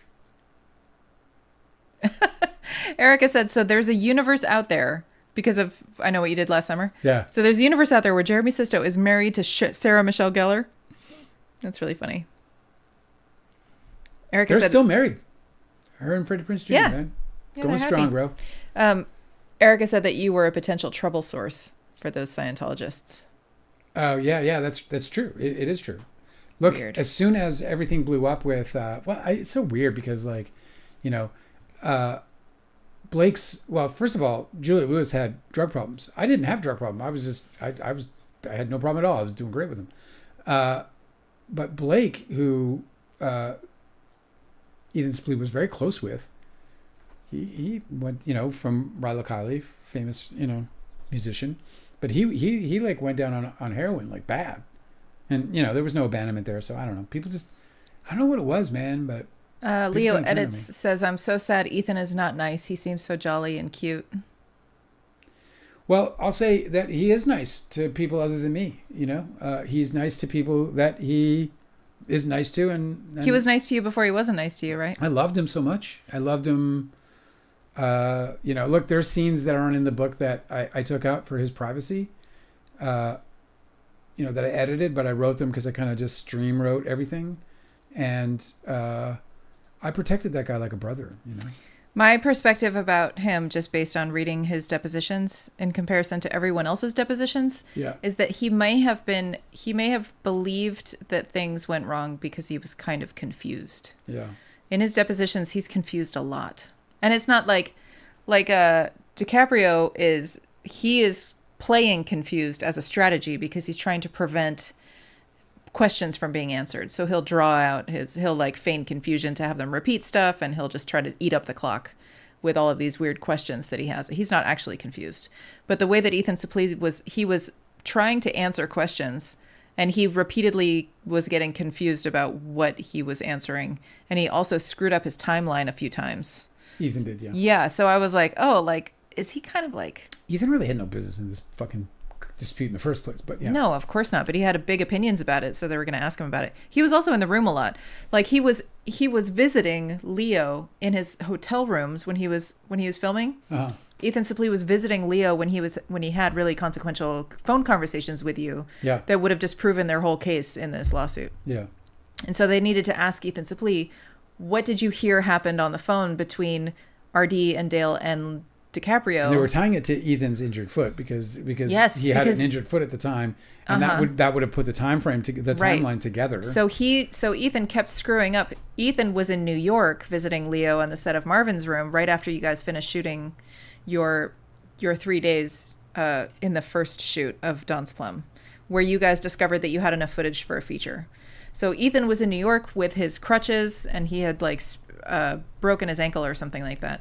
And so he was visiting Leo in New York, and that was a really good like marker for like, okay, were you in crutches? Great, then we know what event that was. Yep. And then it was like 6 months after that where he was visiting Leo in Mexico for Romeo and Juliet. Yeah, where you guys had the conversation where Kevin Connolly had called Leo and told him that you guys were going to stab him in the back, and then you guys then Leo called you, and you guys all had to sort it out and convince him that Kevin was off his ass and that he didn't know what he was talking about, and that you guys weren't planning anything wrong. Ethan was present for that conversation too, but in his depositions he kept mistaking them, and they're so far apart, and only one of them is when he's got this injury, and he kept conflating the two places and dates and conversations. Yeah. And so it's like he's just a really unreliable witness the whole time, but he didn't know it. And for that reason, I wonder whether he's involved in this whole scenario, this whole problem with you, and he's on the wrong side because he was literally confused, like didn't really understand. But he spoke in full confidence, so he would have full confidence about being on the wrong side also. Some people are just really easy to trick because they just don't really know what's going on, and that might have been his case. I mean, he was kind of a gullible guy. Cosmic Urgency saying, didn't you say, meaning me, that Ethan was filming Leo and an actress at a party, or am I thinking of someone else saying that story? Well, that's in my book. Mm-hmm. Yep. And I guess I have said it in a couple of interviews, but yeah, Christmas 1995, Leo acted super inappropriately with an actor, a very famous actor, and they messed around in my bed like in front of a bunch of people, and it was filmed by Ethan Suplee. It was pretty fucked up. Leo Edit said, I hope someday there can be a short film about Big Bum and Little Bum and where they are today. It'll be so short. It'll be like just a very slow pan up to their gravestones. Because for sure they didn't make it, right? Yeah, they're just fucking dead drunkards now. Larry Ludwig is asking, did you know that Lightfoot, Juliet's brother... I don't know. I don't know. I didn't know him, but question. You know. Oh, you know who he's talking about? Yeah. I didn't know him though. No. I didn't know a lot of the siblings. Like all the siblings, like Soleil Moon Frye's brother. Everybody has Milo, I think his name was. Every Hollywood star has Hollywood siblings. Yeah, so we hung out a lot with Soleil back in the day, and she's not in the book because she edited me out of her documentary. So fuck her. She's got edited out of my book. I'm like, you can play that game, baby. Oh yeah, how do you like how it feels? Oh, see how easy it was to get rid of me? Watch how easy it is to get rid of you, bitch. So anyway, but her brother Milo, I think is his name. He drove me crazy because he was this like super pretentious guy, and they did some like really sketchy shit. They like I'm sure I'm on these. They secretly were recording our conversations to write to use as a guide for writing dialogue. I was like, you pussies, get to work. But like plagiarizing? Yeah, so they were filming they were recording our conversations unbeknownst to us, and then they were writing them into a screenplay that they were at the time casting, you know, because they were making their own movie, and they actually did make this movie, and I think like they had like Danny Masterson's in it, and like all these fucking Scientologists are in it, and what a weird way to try and get better at your writing. California is a 2-party consent state, right? Yeah. Yeah. So it's totally they're not allowed to do that. Not allowed to do it. Everyone, it blew up in her face because everyone was like, "So you can't just record me, bro. Is my dialogue in your fucking movie? My dialogue that I spoke to you?" Mm-hmm. It was really controversial. It was a part of, I guess, what might have led a little bit in some part to like Ethan Suplee's stupidity around the improvisations versus the credited writers. You know, it was also dumb. Well, Claire said she thinks we made mistakes, but we didn't deserve it to happen. I mean, everybody makes mistakes. I don't know what mistakes you might be referring to, but sure, yeah, we made lots of mistakes. But you know, there was never ever any bad intention or any even motive to do anything wrong. It was just, I mean, mistakes.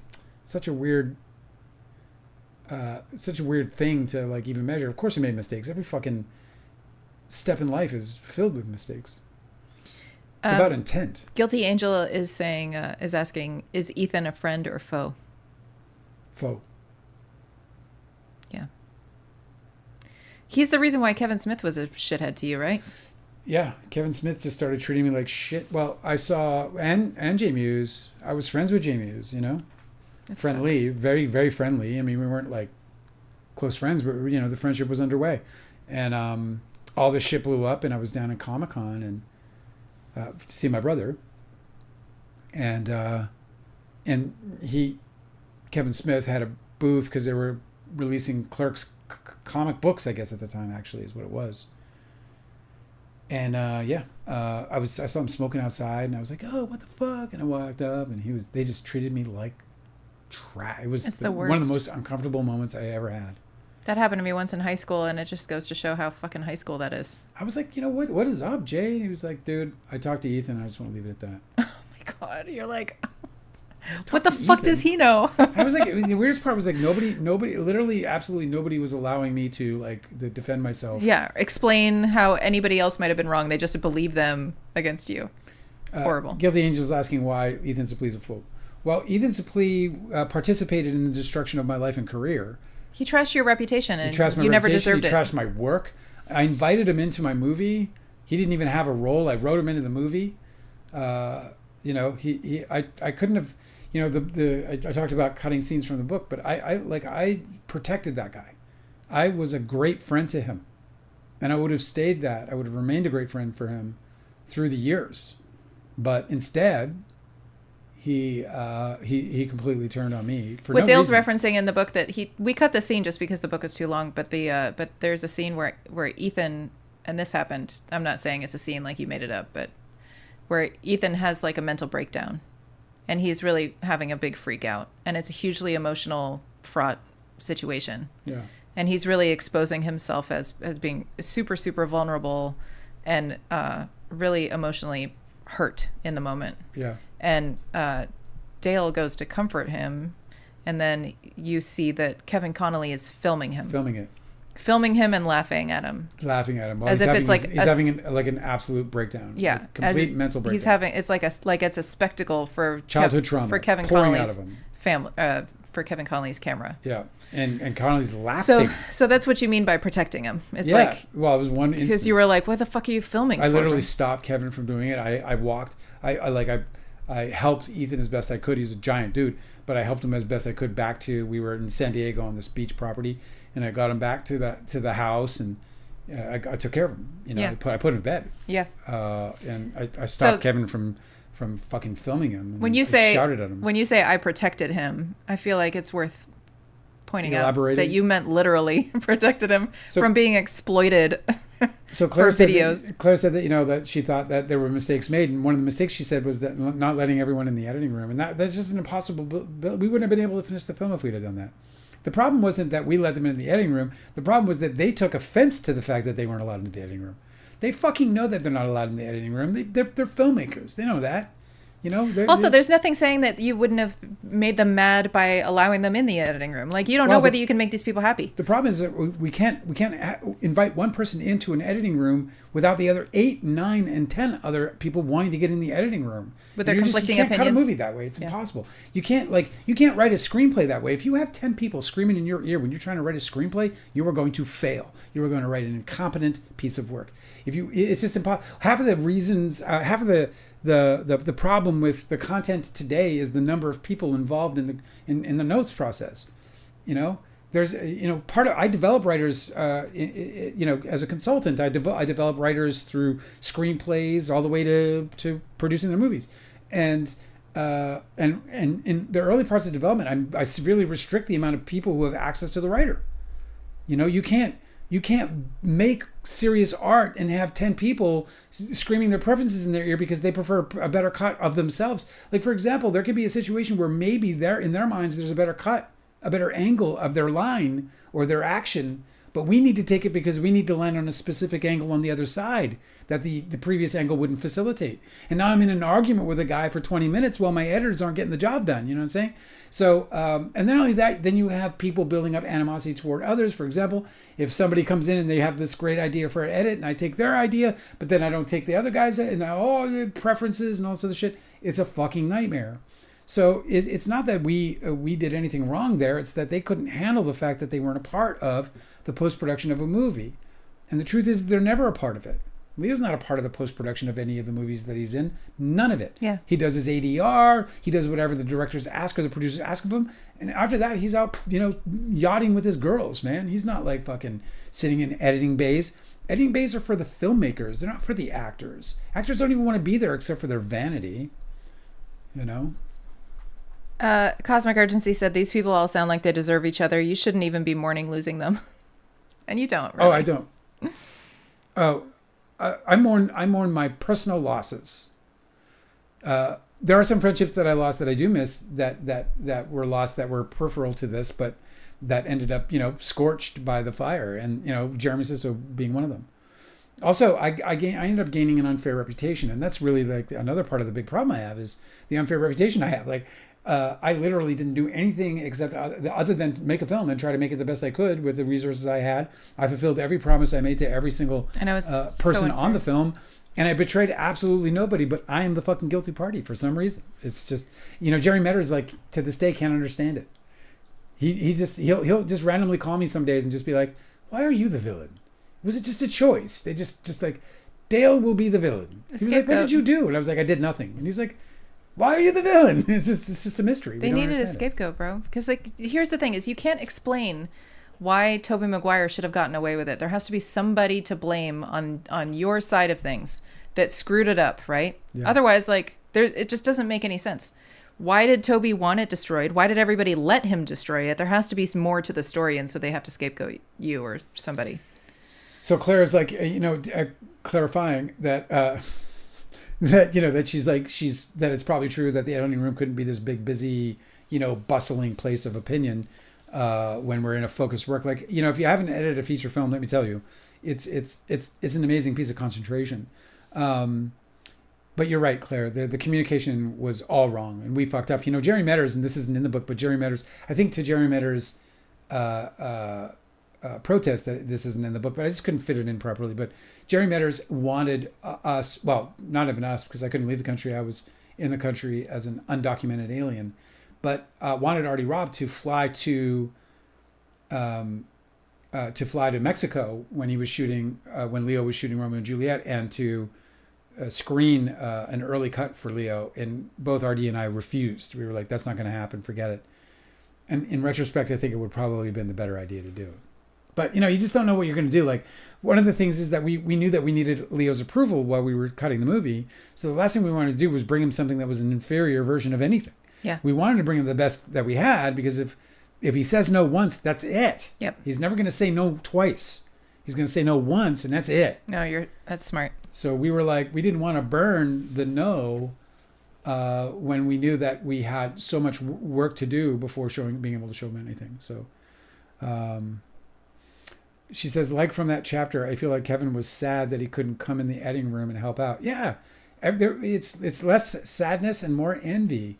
But, so what? Like, I envied Leonardo DiCaprio's life every fucking breath he took. I was like, God, give me 10 minutes of that life. The guy was like a millionaire at fucking 16 years old. I envied his life too, but I didn't like butt in on it. You know what I mean? I wasn't like, hey, move over. We're sleeping together now, buddy. I need to get in on this action. You know what I'm saying? It's a little bit of a dramatic and unfair comparison, but it's true to the extent that, like, you know, just because you want something doesn't mean you can have it. You know what I mean?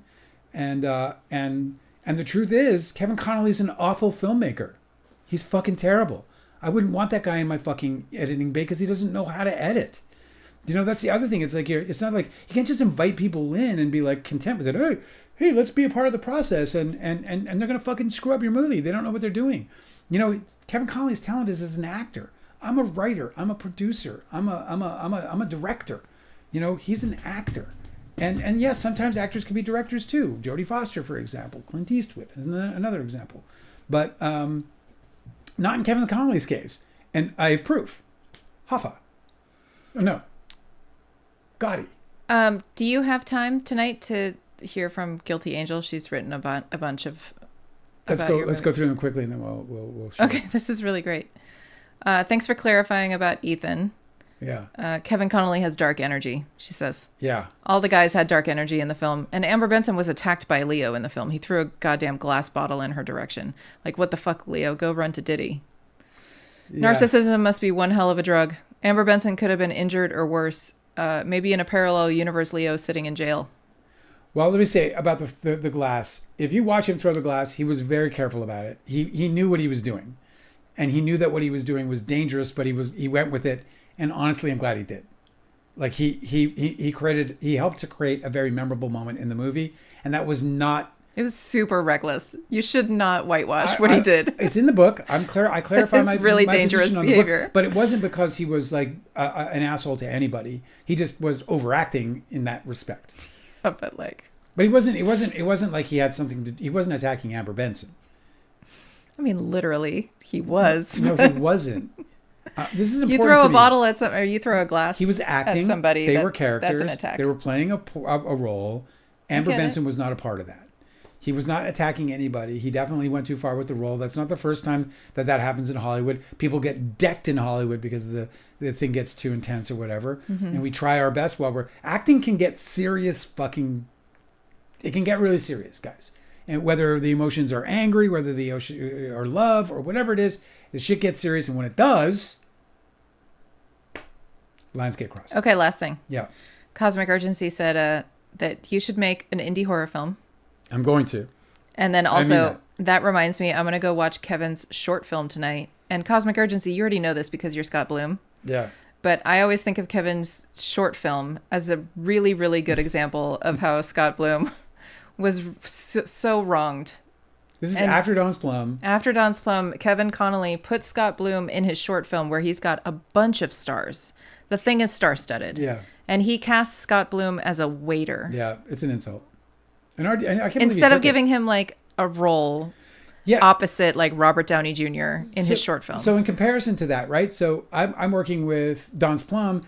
Me and Jeremy Sisters are great friends. Jeremy was not around to shoot Dawn's Plum in the first 3 days in July of 1995 because he was off shooting White Squall with Ridley Scott. When he got back, he wanted to be in the second shoot and be in the movie, so I wrote him a role.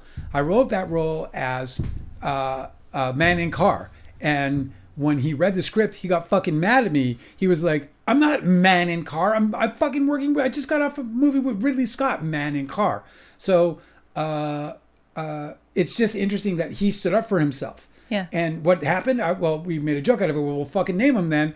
And he named him Bernard. And now Jeremy is Bernard in Dawn's Plum, the name which he came up with. My point is that Scott Bloom didn't assert himself. Scott Bloom could have said, I'm not going to fucking play that role. Also, give that role to your sister. Listen, Kevin Connolly knows what it's like to have unnamed roles on your resume or whatever. Yeah, it's an insult. He could have given him a role. Instead, he's like the object of Robert Downey Jr.'s like hatred in a fleeting moment that's like immediately forgotten. Like he needed Robert Downey Jr. to be an asshole to somebody, and so he put Scott Bloom in that role. 100%. And I just think like this is what you got, dude, because you, Dale, you would have written Scott Bloom starring roles. For sure. In every movie you made. Dude, I had a man crush on him. It's so crazy. He was my favorite friend of them all. Yeah. And I had the most belief in him in terms of like the ceiling. I thought he had no ceiling as an actor. You hear that? You hear that, Cosmic Urgency? I felt like he believed in you. I felt like he had no ceiling. Like I felt like I could get whatever I wanted out of him. I had a really close relationship with him, and I felt like I knew enough about him where I was like, I could get there. And to prove it, I was an instrumental part of that opening scene in Don's Plum with him and Jenny Lewis. Not only did I write that scene, but I worked very hard with both of those actors to get that performance alongside Artie Robb. And I really thought that Scott Bloom was absolutely brilliant in those. Guys, I'm going to go watch Pee Wee fucking Herman. You guys got to go see the Pee Wee Herman movie. It's on Max, and we're going to be back on Monday. I know that this day was a little light, and I know I'm cursing a lot, and whatever. I'm sorry for my shortcomings in the last couple of episodes, but we're getting our bearings, and we're learning all about this wonderful media. I do love this. I love this medium, and I think we're going to do some really great things together. So I hope you guys will keep coming back for more. Delicate, I miss you. I don't know why you left. I had some LSD conversations to have with you, and you just left me high and dry, so I won't forgive you very easily. So if you watch this replay, know that I am very sadly missing you at this point.